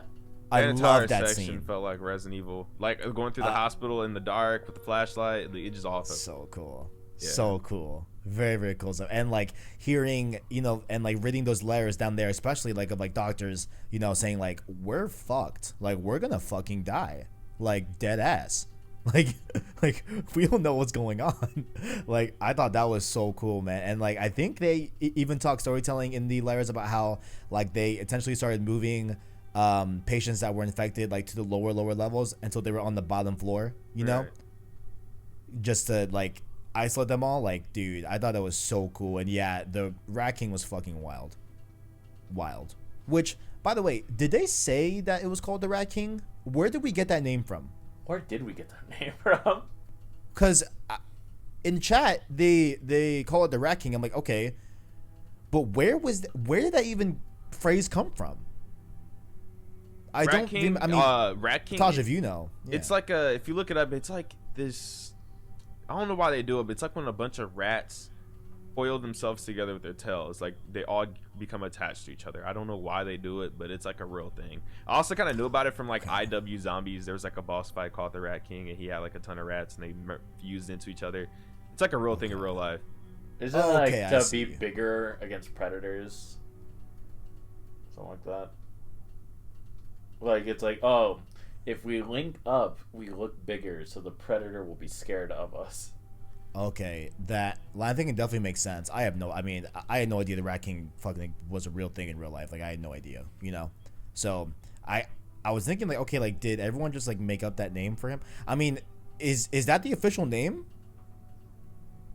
or are we all just calling it the Rat King just because that's the official name? That's the official name. It is. Okay, cool. Yeah. All right, cool. Well, yeah, I mean, I love that scene. That was truly like very much Resident Evil horror vibes. Big fan of it. Loved it a lot. Super cool. Definitely. But you know what? Let's just go back into it, right? So after that whole thing, we're still playing as Abby, and we see the turning point scene from Abby's point of view. You know what I'm saying? Her and Lev, you know, oh wait, oh my god, no, we can't go here yet, Taj, I'm sorry. I have thoughts about Seraphite Island, bro. So cool.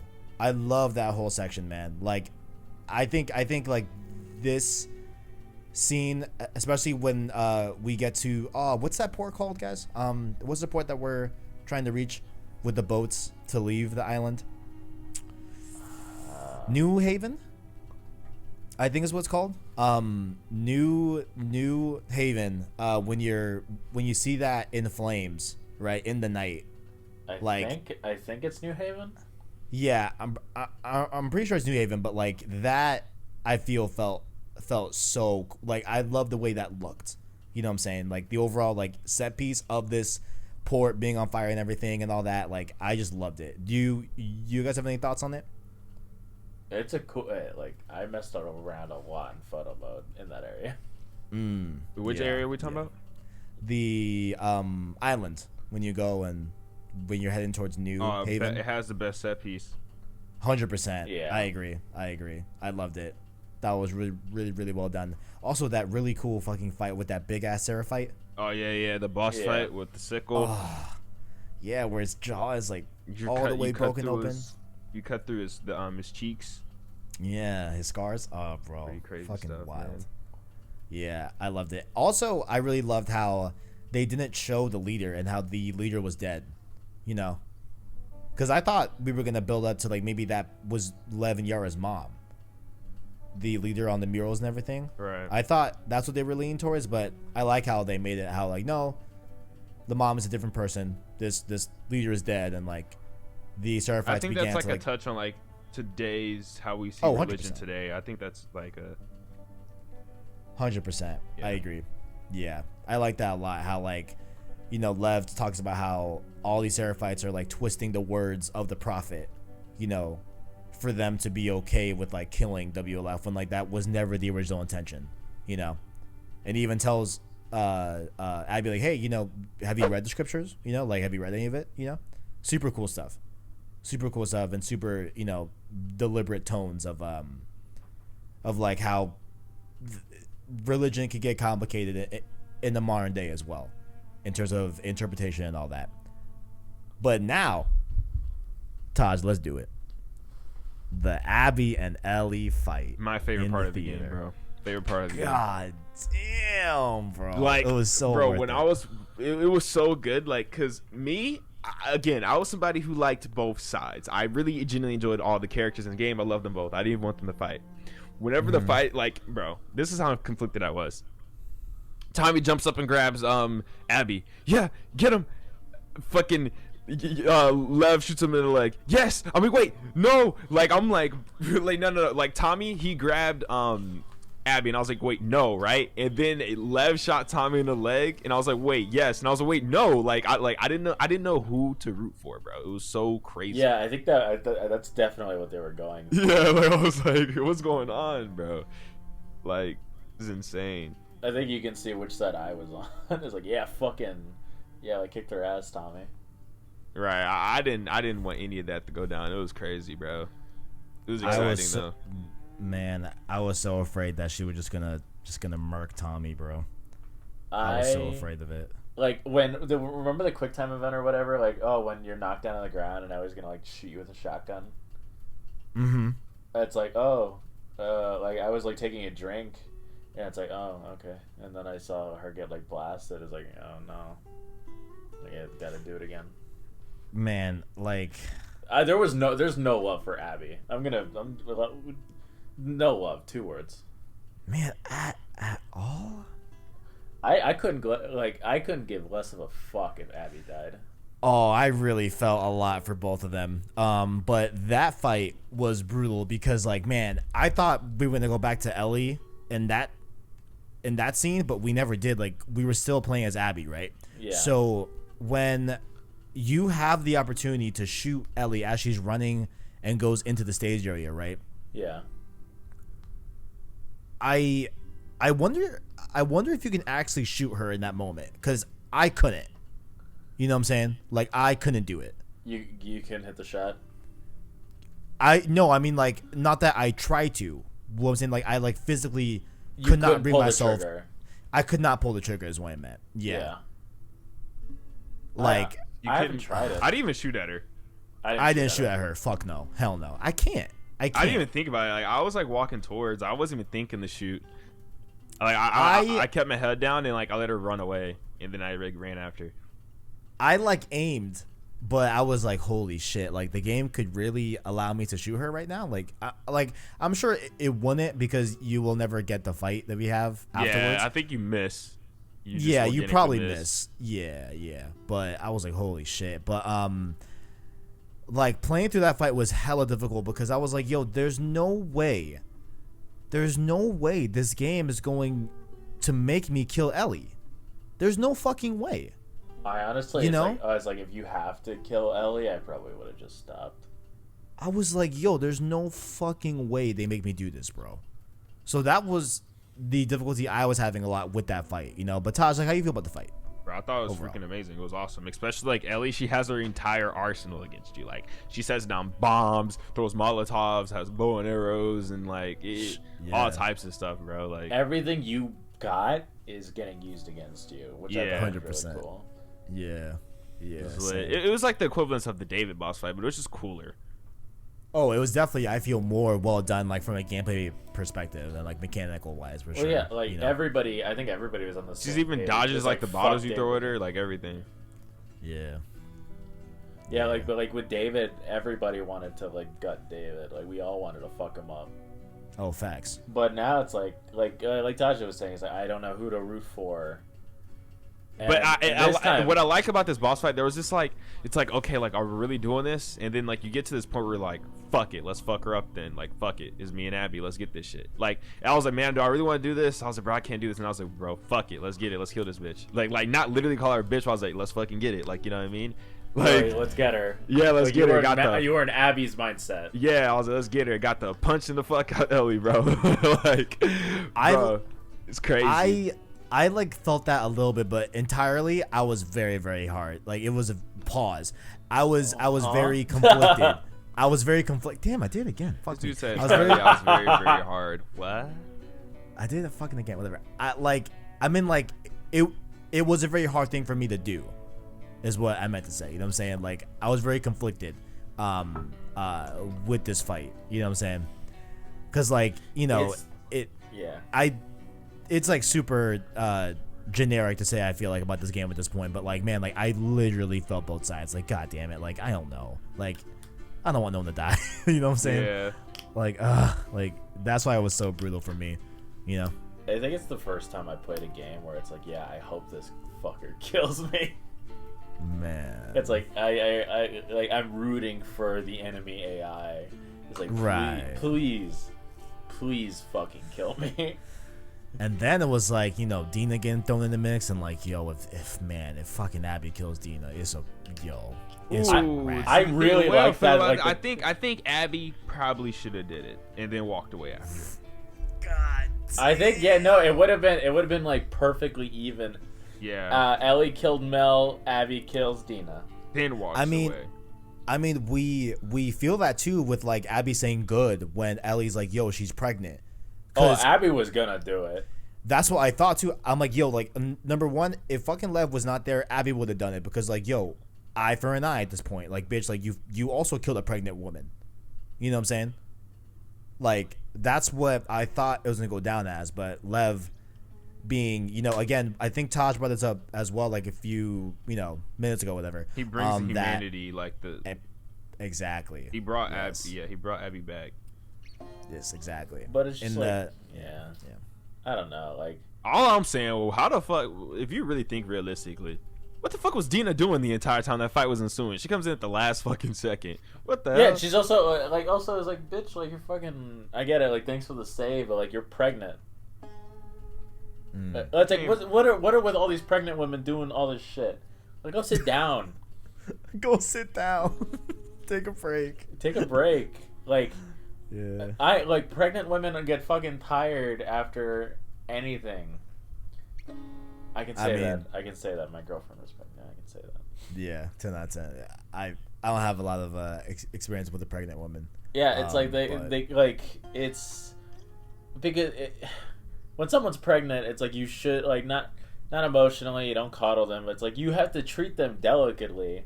And Dina's out here at fucking fight night with it, like, she's fighting for two. I would imagine there's a level of like caution you gotta take. You gotta take, hey, like, yeah. If like there's like a heavy box, I got it. I know you could probably get it, but I got it. Like, you know what I'm saying? Like, yeah. I can definitely see that. But like, when it comes to a fight, I 100%, that's tenfold. You know, like, I definitely got this. Like, relax. Yeah, like, you know? in a fight, it's like, go, like, you can cheer me on. Just, like, you can cheer me on, like, carefully. Yeah. But it's just like, you're like, no, like, get the fuck out of here. It's just like Mel and Dina is like they weren't babies. They were like those baby pods from Death Stranding. Like they were fueling them. Yeah. But, you know, that scene brutal, of course. Then it bleeds in towards the end bit of the game where we have, you know, the farm scenes and all that. The first bit of the farm scene. I think my probably favorite, most memorable part of this whole first section that we're in the farm is Ellie with JJ and them sitting on the tractor outside looking at the view, you know, and then like Ellie calling JJ like her little potato. You know what I'm saying?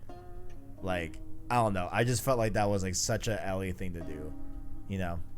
Babies do look like potatoes. Like they look like little aliens. Fucking potatoes, man. My little potato. You know what I'm saying? Yeah. Did you hear that song? I didn't hear that song originally. Like I watched it like on Twitter or something. Oh wait, it's a real thing? Wait, yeah. Ellie calls JJ potato. No. Potato. Yeah, no. You talking about that? Yeah. I know that, but like, is that from something else? Oh no, I'm saying I'd never. Okay, bet. Oh, okay. I thought you were saying that's in the game. I was like, wait, what? Oh no. Yeah. No, it is. I just thought you were saying like it was like a real song. Yeah. Yeah, I know. see what you're saying. I just thought like that was like a super. Bro, I feel like I haven't been talking a lot today. What's going on? I mean, I'm talking, but yeah. Oh, okay. Oh no. Yeah. Like we're like I was kind of quiet like during Sarah Fight. Like we're jumping in where we feel comfortable. Like there's nothing wrong with it. It's fucking like I don't know JJ. Like JJ really put things into Jesse Joel like really put things into Joel. Yeah, it's like put things into perspective. It's like Jesus Christ, like this is fucked. Like that was the moment where I started like calming down a little bit. Is like, yo, this ball of flesh, like this baby, this like potato alien looking thing, is a person, and Ellie shot it. Like, it's like it because like Taj, if you don't know, like I've talked about it a little bit. It's like I have my girlfriend has a daughter who I'm very, very close with, right? And it's like it really puts it into scale. It's like, yo, like what the fuck? Definitely. Like it's like this is a baby. This is it's a baby, and Ellie shot Mel. Like Mel came at her with a knife. Like what else are you gonna do? Like you even think twice. Once she got that knife from up off her, the way she fell down on top of her, then just put the knife right in. Not even a second thought, bro. Just stuck it right in. Well, yeah, like it was instinct. Like you have Ellie killing since like what, she was 14 when she killed that guy that was trying to like drown Joel. Like she's been killing like pretty often for a lot of her life.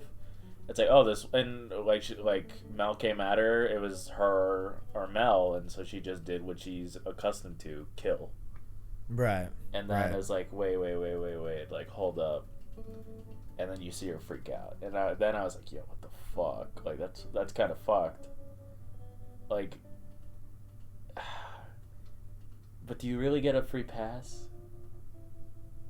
Should you get a free pass? This is gonna sound so fucked.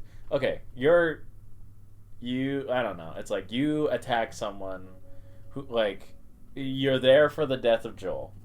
Okay. You don't cooperate. Like, Ellie didn't want them particularly. Like, I felt like, I don't know, like, Kevin and I talked about this on, like, one of the Road to Part 2s, I think, or just independently. Is like where, like, I felt like she was, like, calming down a little bit on the bloodlust. Mm-hmm. And like she just wanted to know where Abby was. Like Mel did everything wrong and then got for it. But just because she's pregnant, does she get a free pass? Like if in a post-apocalyptic world, like someone comes at you with a gun and you shoot them, it's like, oh, it's like they're pregnant. I shouldn't have done that. It's like, what else are you supposed to do? I see. Okay. Okay. I see what you're saying. I think like, are you talking to like why? Again, like being as respectful as possible. Obviously, like This is a delicate topic. yeah, yeah. Like, are you posing the question of like as like why was there like a different level of importance of human life when someone was pregnant versus just a regular human body? Is that what you're saying? And no, like it's just like not a hypo. It's a rhetorical question, I believe. Okay, It's like right. It's like Yeah. I don't know. It's like, is Ellie really like a monster for killing Mel when Mel did everything wrong? Okay, right. I see. Right. I think like what the way I interpreted it was that like I feel like humanity as a whole had like an unspoken quote unquote like code that like, you know, we don't have a lot of laws. Really, there's no laws, obviously. Like there's no governments anymore, you know what I'm saying? But like I think as a humanity, you know, thrown into this predicament, I think like one of the codes would have been, hypothetically speaking, to ensure No pregnant women or children. ensure the birth of new life. Yeah. Like I think that's what the tone was supposed to convey, that like, you know, new life is important in this world where there's not a lot of new life being brought into this life. You know what I'm saying? Yeah. That's how I kind of took it.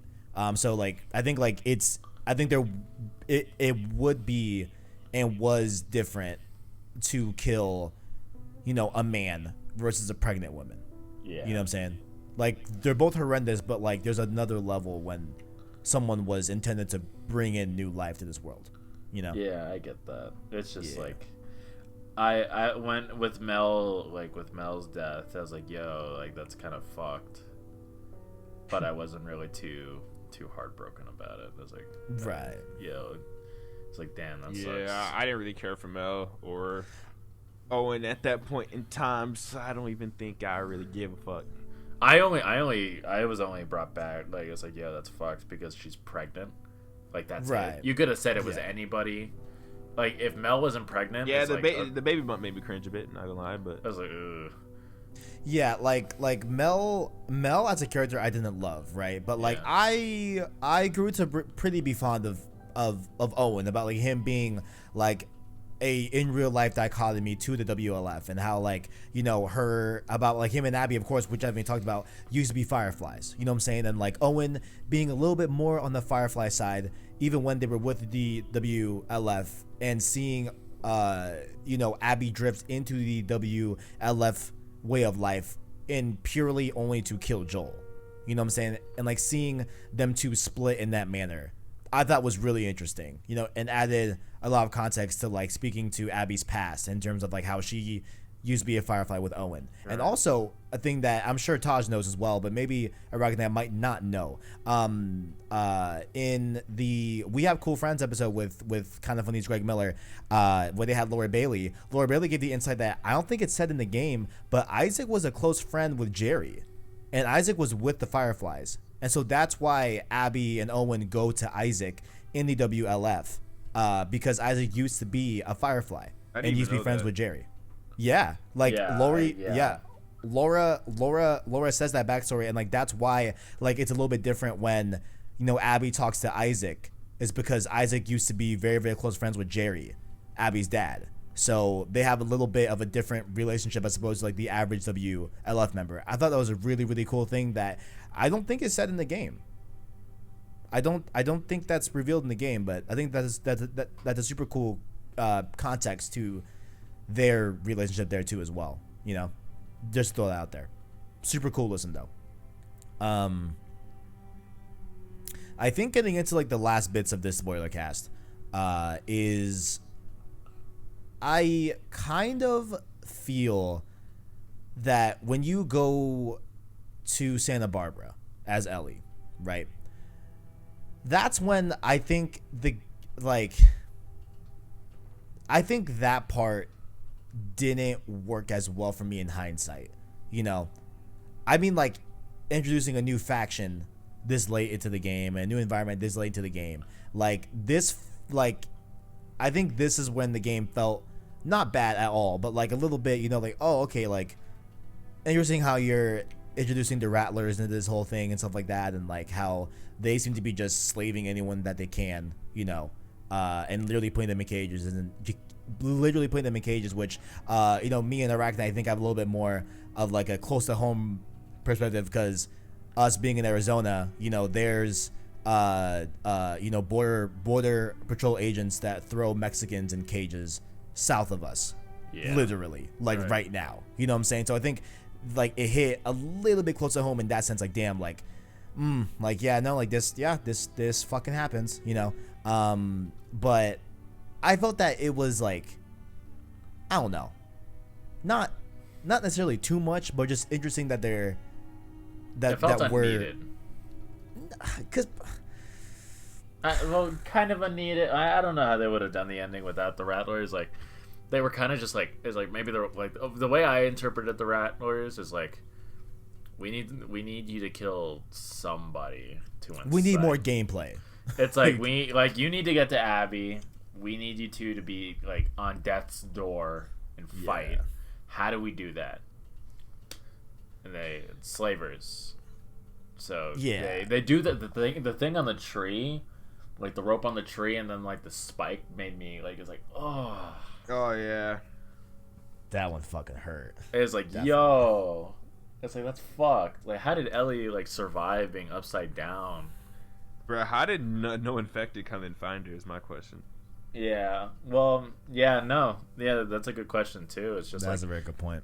Like Ellie should not. I don't feel like she should not have survived that. She definitely had a lot of plot armor in that section as well, for sure. So that's what people mean by plot armor. Like, it's like you should have died, but you didn't. Yeah, because you're important to the story. Yeah.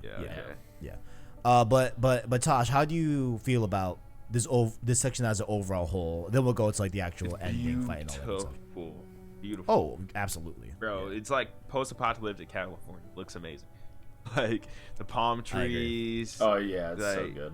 It looks really nice. I enjoyed this and a lot. And I assume you saw the concept art for the game leading up to release of you know, them showing like a bit of a desert thing. So we never really saw that concept art be brought into Last of Us Part 2, because I was hoping it was going to be Arizona. Like, I was hoping that we would, which obviously the game never turned out to be like this. It was a journey, but like a journey that wasn't like a physical journey that the first game was, like going to different places and stuff like that. But I thought that we were gonna get that with Part 2, like this journey in terms of like a physical standpoint, and go into Phoenix and like Nevada and like Arizona and stuff like that, and like the actual desert. You know, California's a desert, I guess, but like, you know, Arizona's like a literal dead ass desert. You know what I'm saying? So I thought we were gonna get that, but hey, you know what? Like you said, California post-apocalyptic, it looked great, close enough. You know what I'm saying? Right. I'll take it. Yeah. So I definitely feel you on that. Did you do you have anything like unique to say about the Rattlers? I guess, like anything you want to? I don't think I know enough about them. Like, I feel like there's just not much explained. Like, maybe I got to go back and read notes in the game, like lore notes, but that group doesn't really make me think of much. It's just kind of there. Yeah. I mean, it makes sense that there has to be some group out there. Like, everywhere you go, there has to be somebody, like, you know, doing something. So, like, it makes sense for them to be there. I just wish I'd, like, you know, we got a little bit more explanation behind them. But it's not needed. It's not necessary, since we are in a location we've really never been. There's not much you really have to know. We barely even know about Santa Barbara to begin with. So, like, it fits. Like, you're just in this area. You're not really much, what's the word? Aware of what's going on there. Like, I think that's Ellie's first time in Cali. So, like, realistically, Ellie wouldn't know anything about it anyways. So it wouldn't make sense for us to learn anything about it. So I think it makes sense for it to just be there, you know? Right. Yeah. If I rambled on when explaining that, I apologize. But No, it definitely makes sense. Oh yeah, no, you're good. Yeah. Definitely made sense. But you know, I guess we'll just keep it going here. You know, there's some combat in this section. We free the slavers and the slavers, I love how one of them mentions that, oh, your Abby, who you're looking for, is down by the beach, but you're bit, so who cares? Like, you probably won't even make it that far. I love that too, like how again, no one knows that she's immune. You know what I'm saying? And So, also wanted her to Loki, like, I was like, I hope Ellie gets bitten in this game. People are like, why she's immune? I'm like, because it's just theatrics. Like, we know she's immune, but it'll just add, like, if people see that she's bitten, like, you know what I mean? Like, I want to see. Yeah. I agree. Then I guess we get to the last bit of this game.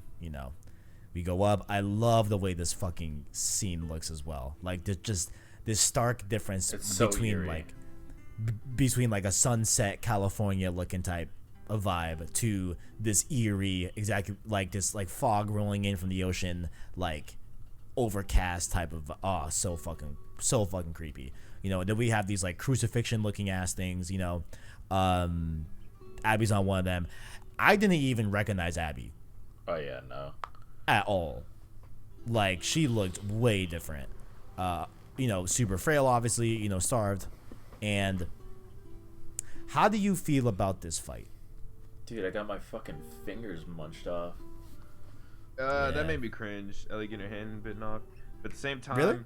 Yeah, but that made me cringe, bro. Having her fingers just munch. Like, I know how easy it is to bite off fingers, but just seeing it like that, like, if there was anything in this game, nothing made me cringe until those fingers came off, bro.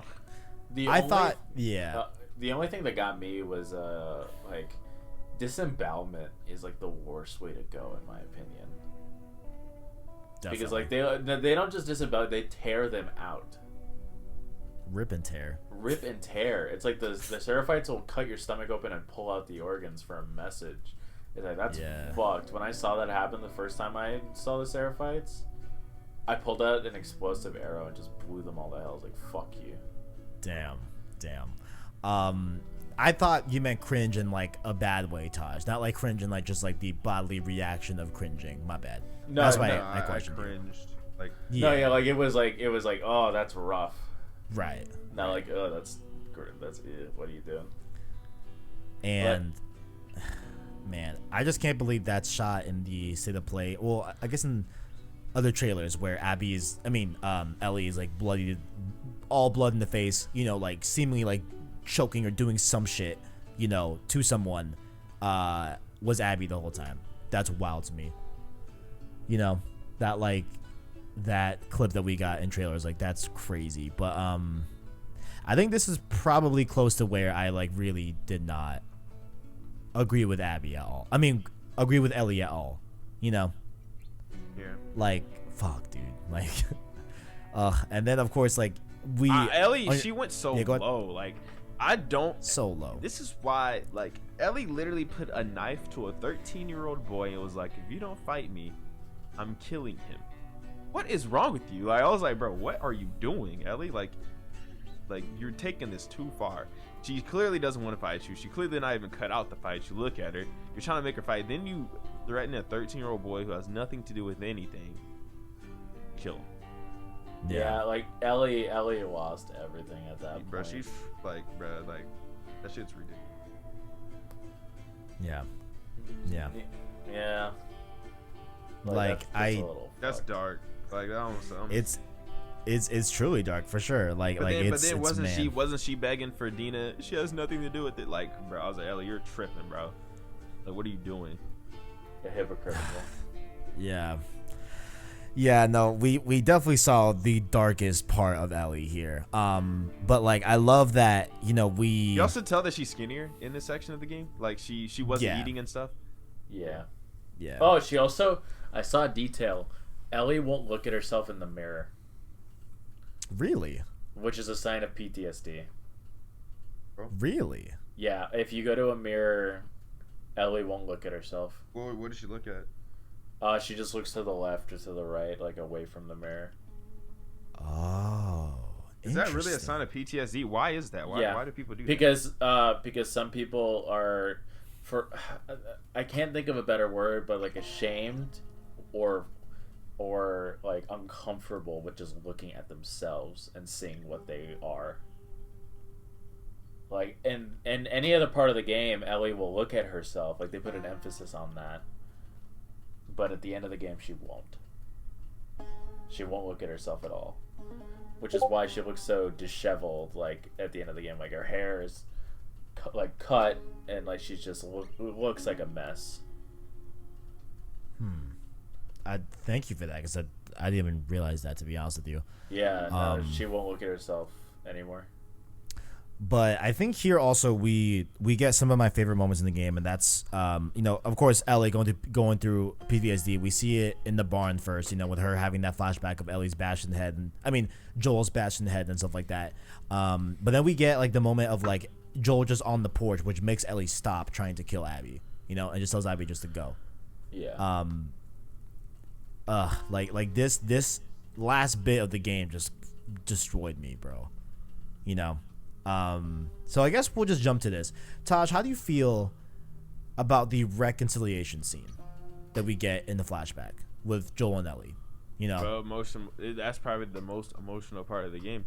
Joel 100%. Choking up, trying not to cry in front of her whenever, like, you could tell the second she says she wants to try to forgive him, he instantly just gets emotional. It's choked up, nearly crying, trying to hold it in. You know what I mean? Yeah. Yeah. And it's so realistic because when he tries to talk, like how you're trying to hold back your tears, but you speak, you can hear it coming out. I don't know. I really like that scene. Yeah, like your voice just quivers and shrivels up. And then you try to stop it so they don't see it, but then it's like they see it. You know what I mean? Yeah. Yeah. Yeah. That part was, I think, because it added like a lot to the overall game. Like, it added to the whole situation of like why she probably is like she never got to have that time to fully spend time with him again. 2 years of brushing him off, then you finally decide that you're gonna give it a chance, and then like it's ripped from you. Yeah, which like again it feeds into the whole thing of like there's not a clear antagonist in this game. Like it's not clear. I feel like when you see the whole thing laid out and when you play the whole thing, and like that hurt, like to see that like the day before Joel dies, literally the night before, Ellie tries to give it a chance. It's like I want to try, Yeah. and like seeing what that meant to Joel, like and what broke me the most was like also like Joel admitting like, hey, look, like you can feel how you want to feel about it, but all over again. I would do it all over again. Like that hurt too. Like God, man, because like we all know he would. They love each other. Yeah, it's love right there. Like that's love. It's never said that they love each other, but damn it, that's love. They don't need to say it. Like I feel like some things that show don't tell.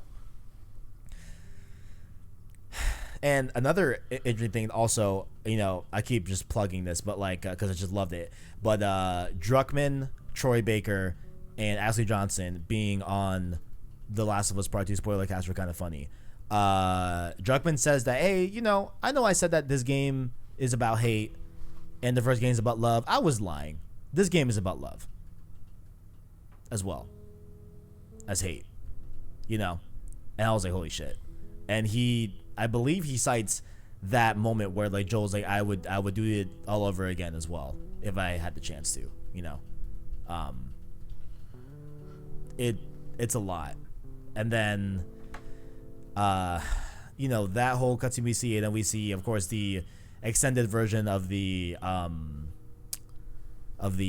dance hall scene, which I was wondering where that was going to be at, but I'm glad we got to see more context of that.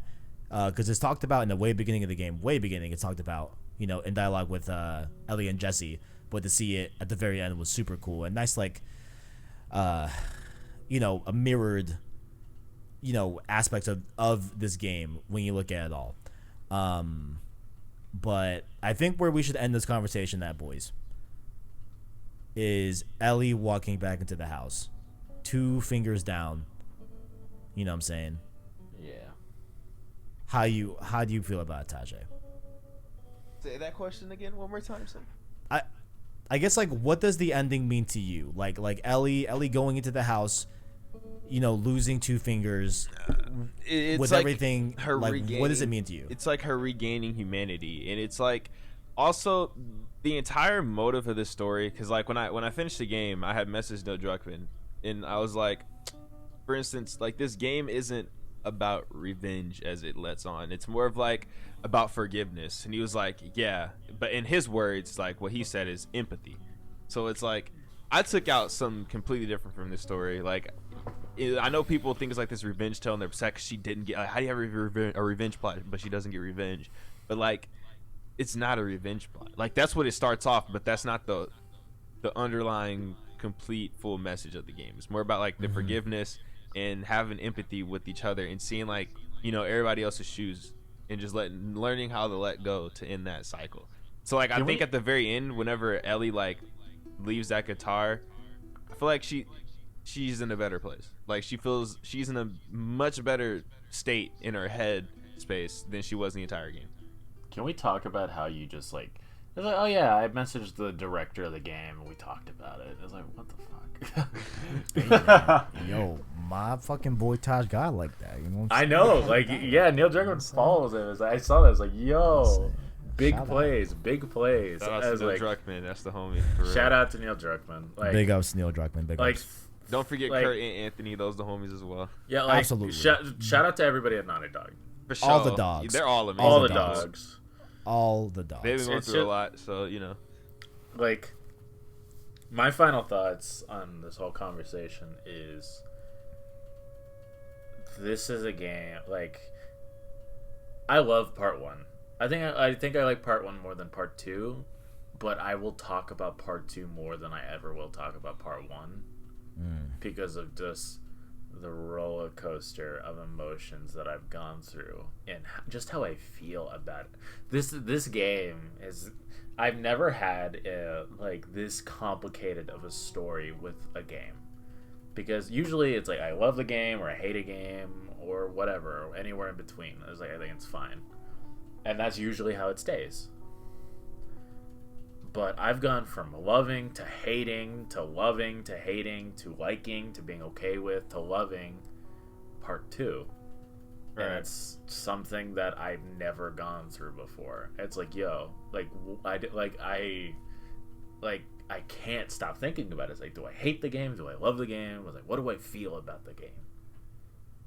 And it's just like, I've never, with like just like any form of media, like I know people compare it to The Last Jedi. It's like, oh, you ruined The Last of Us, like Last Jedi ruined Star Wars, like whatever. It's like I went from not liking Last Jedi to being okay with it, which wasn't like maybe 2 points out of 10 if you were going to put it in that kind of comparison. But I've gone from like hating Last of Us, like for number scale, like 4 out of 10. It's like 5 out of 10. It's like, oh, wait, like 7, 8 out of 10. And then moments is like, wait, I'm stupid. This is a 9 out of 10. And it's just like, it's just the roller coaster of me challenging and questioning what I want in a game. Right. Is something I've never ever gone through, which I'm very, very grateful for. Like, because it's just like, it's new. It's like, it's a new feeling just in general. Just like the questioning of what I perceive to be good or bad forms of storytelling and media and all that. Like, I'm very, very grateful for this experience. And like, I can't wait to see what Naughty Dog does next. Yeah, I can't either. Like, So, like, I think one of probably like my favorite moments in gaming is probably that last stream of this game. You know, I think Arachknight was there. I was there. But I legit, Taj, did not talk for like 30 minutes straight during the whole end bit. You know, like pretty much when you start fighting Abby Noir, I didn't know what to say. Like it was just I was feeling so much. And like, I never got the perspective that you have in terms of like Ellie's at a better place. Like for me, like I think what I got from this game was that like people have an energy, right? And you can choose. I feel like you can direct your energy in a lot of different facets and a lot of different ways. However, what you direct your energy towards is going to be what you sow from it, right? If Ellie would have put her energy into, you know, like what Drugman said, like having and seeing and somehow pulling empathy from the situation, right? And doubling down on, you know, being grateful that she has this future with Dina and JJ at this house, right? But instead, if you redirect your energy into revenge, right? Into a dark place, right? That is what you will sow. You know what I'm saying? So like, I think what I got out of it was that like, fuck, like Ellie has nothing. Yeah. Ellie lost everything. She has nothing at this point. She cannot even. I'm getting children now. Like she cannot even play Future Days on the guitar. What Joel like played for her in the way beginning of the game. You know what I'm saying? Like she can't even have that anymore. Like she has nothing. Abby as well, to the same tone. Like Abby, you know, gained Lev, thank God, but like she lost everything. Like they tore each other apart. Like everything. Dina left, JJ left. Like that is what I think is like the most like thing that it's taken me a lot of like thought to really like wrestle with. Like Ellie has nothing. Like her greatest fear that she talks about in the first game, and I think Left Behind, I forgot which one exactly, but like I think you know what, I forgot about like Ellie's biggest fear is being alone.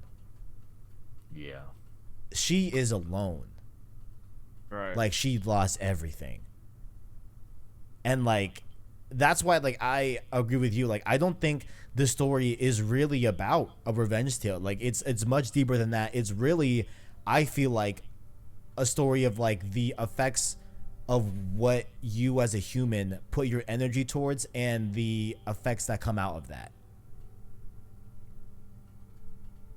The Last of Us Part 2. Goddamn.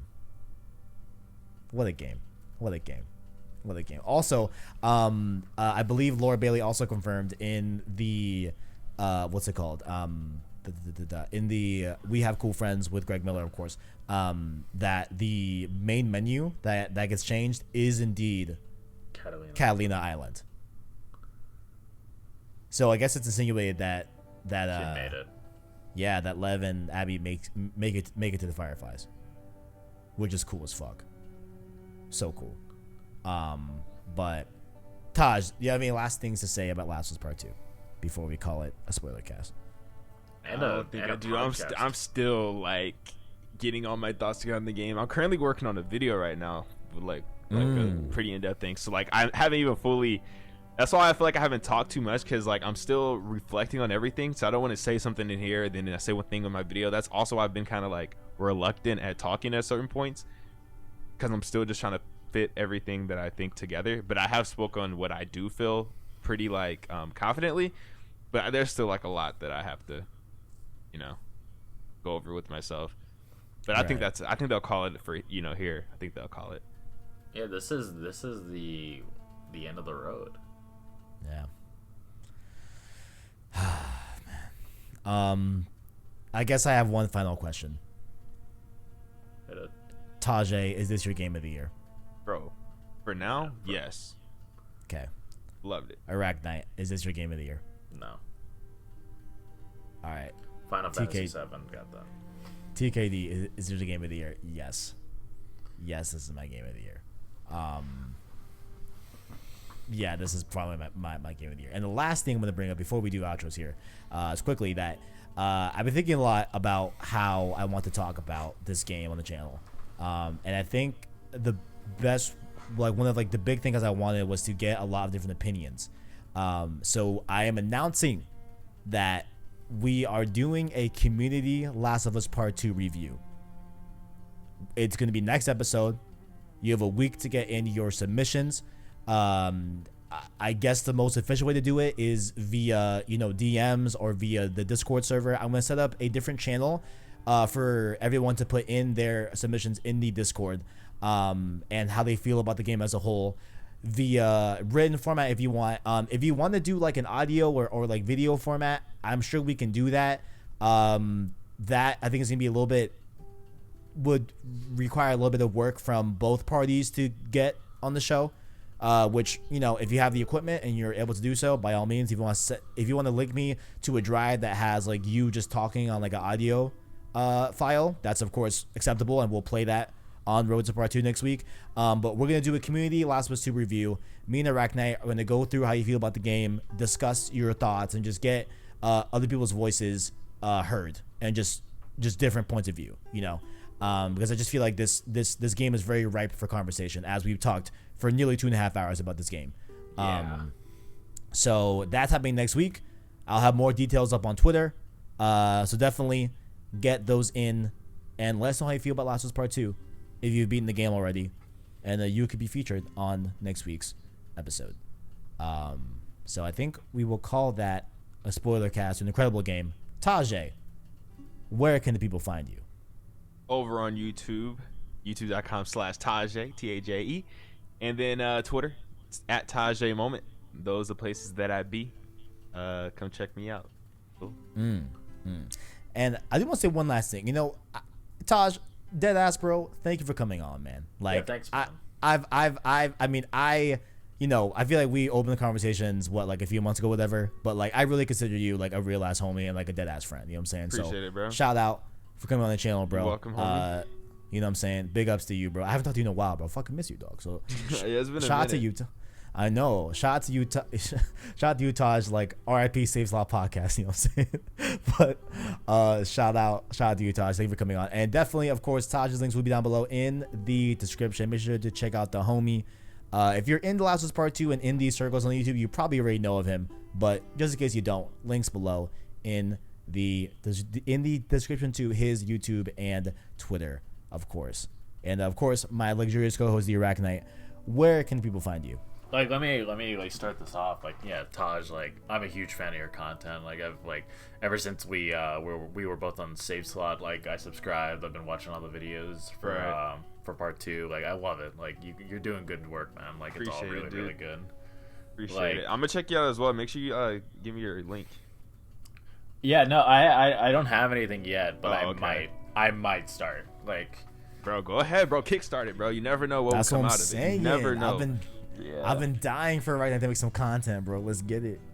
Yeah, like sure. I might start streaming. I just don't know what. We could talk about that later.